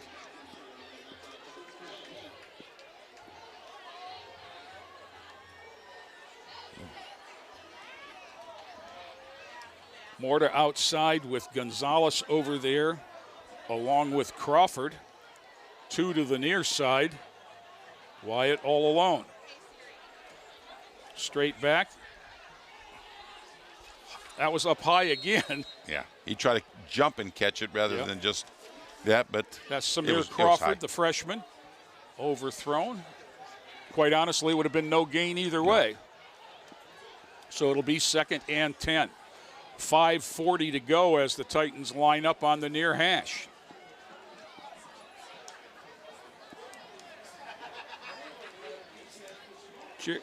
Jerry Martin, a senior wingback, is in now, number 43 on the top as the third man in. Wyatt gets it, has a man, complete, got about 4. Let's see where they spot that. That is number 12, Noah Buchanan again. Going to spot him right at the 40 where it'll be 3rd and 6. It'll be under 5 by the time the Titans snap the ball. Seeing some different names on the field. Yeah, which you have to in a situation like this. You should anyway. I thought I saw number 6 down there he's on the sidelines in a walking boot, Hagler, that caught the ankle in the first half, has a walking boot on his right foot. He's standing next to Anthony Poole, number 54. Come on, you got to snap the ball, son. You got to snap the ball. Over the middle, nice throw and catch. And Gonzalez is inside the 30 to move the sticks. Now, you can sit at home and say to yourself, why, they should have been doing this the whole game. This is not Maple's best. No. Okay, so as they're putting bodies in place, we're having a little bit more success. Wyatt's got him 1st and 10, less than 4. Now the Maple shows blitz. Wyatt steps back and looks for a new play. Gets the signal.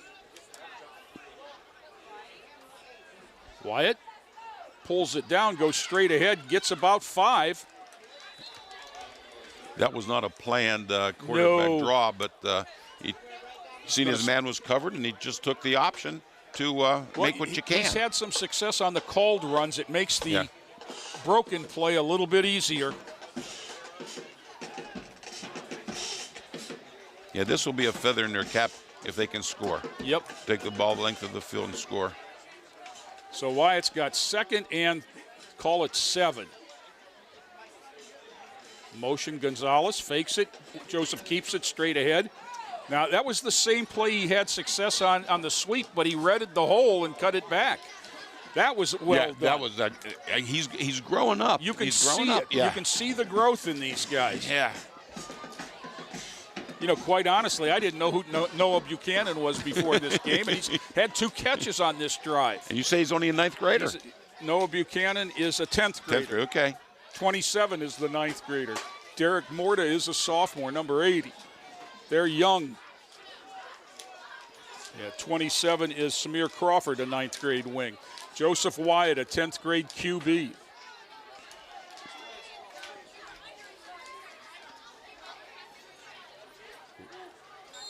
They're going to call delay a game or a timeout. A timeout, Lorain, and that was Coach Creel running down there. Yeah, this is a critical thing. You don't want to. You don't want to shoot yourselves in the foot here. And move it back from 1 yard to 6 yards. Right. You know, I looked up to see who was favored in this game. Drew Pasteur. Yeah. And I got a little message. He's not doing it anymore, is he? I plan to resume the Fantastic 50 this year, but it looks doubtful. A member of his family is ill, not pandemic related, and he's going to spend more time at home. Yeah. So and Drew Pasteur, for those of you who don't know, has run a website for several years, Fantastic50.net, which predicts the outcome of every high school football game in the state of Ohio using a statistical model. He's a math teacher at Worcester College of Worcester. And he's almost always right. Yeah, he doesn't miss many. And he'll put a point spread on it, a percent. And I miss his website too. I do, yeah. because he'll break down your playoff chances if you win out, if you lose out, you know.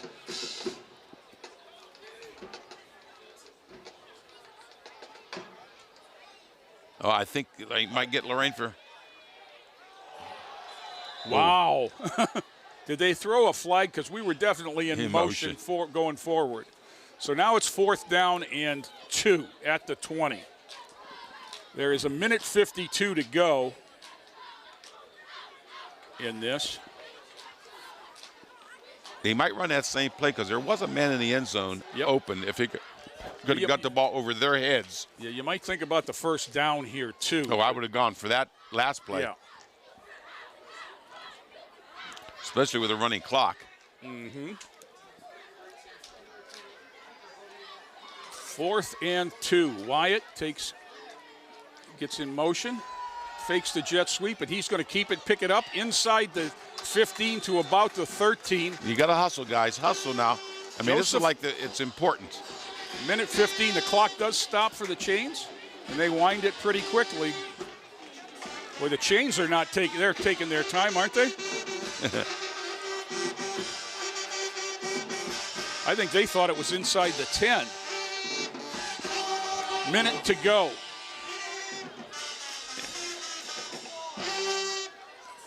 He's moving the wing back. That is Jerry Martin. Changes sides. Yeah, I put some more urgency to this.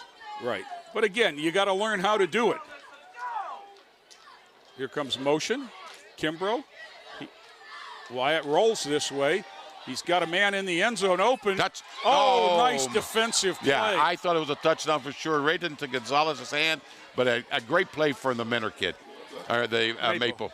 Robert jumped for that, and I think if he'd have stayed on the ground, he could have taken a step forward and caught it. But I think he thought the ball was going to get there sooner than it did. So with 22 seconds to go, Coach Creel takes a timeout. And in the grand scheme of things, it's 36-3. Maple Heights is going to win. Joe, do you have the spaghetti dinner graphic? We'll get that up one more time. There's a spaghetti dinner fundraiser to support Lorain City Schools, issue 37. It is Wednesday, October 13th in the Lorain High School cafeteria. Serving from 3 to 6 p.m. Spaghetti meatballs, roll salad, and a cookie. $10 a ticket. Contact Bambi Dillon for tickets, 440-654-8853. Or reach out to someone on social media who's with the schools or the school Facebook page. It's as good a value as you'll ever find in a fundraiser. First off, $10 a fundraiser. It's hard to get 2 5s for a 10 these days. They wind the clock. It'll be under 20. This will probably be the last play of the game. I hope the extra point's the last play, Tom. There's off a defender who had 100 yards of stripe in front of him with 5 seconds to go. Timeout. Oh, no.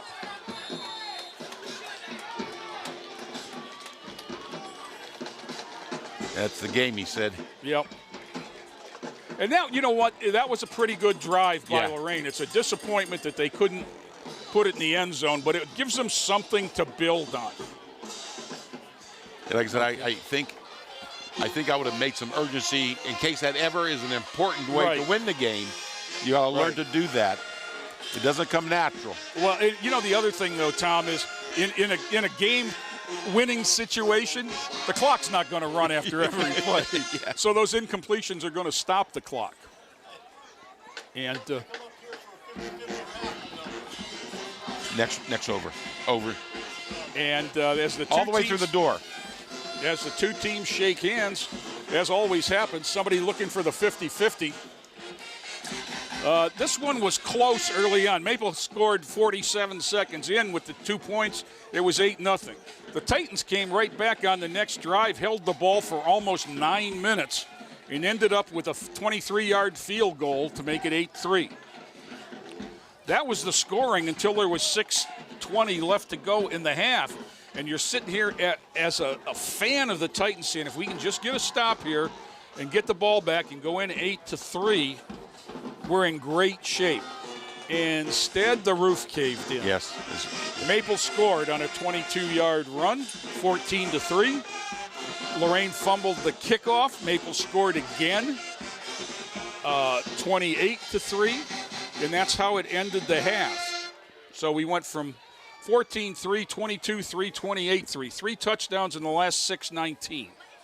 And the only points of the second half came with 6:48 to go in the third. A 28-yard pass for Maple made it 36-3. Set the clock to running, and that's how this thing ended. And the Titans go down for the 6th time this season, Tom. But there were some bright spots. Yeah, I thought so. That opening drive was very, I thought, impressive. Right, and it was an all Wildcat drive. As Joseph Wyatt had missed some practice time this week because of illness, and Robert Gonzalez ran him down the field in the Wildcat. And I was impressed. Kochko kicked the field goal. It was a good. Remember, there's been years where there was no kicker on the team, and Maple Heights is 4-1, and they don't have a kicker. Coach Creel with the team out at midfield. I noticed they always huddle on the logo. Yep. Yeah, move that. And he gets them in the circle. Everybody in the blue is the direction. Okay. So, Tom, as we pause, we've only got one more home game here, and it's a Thursday night game for Joe Bach, for Terry Trout, for Club TV 20, and all the students that do such a great job doing all the hard stuff. For Jaden Morales, soon to be CEO of Lorain City Schools. For my partner, Tom Bauer, this is Jay Ferguson reminding you that it is a great time to be a Titan.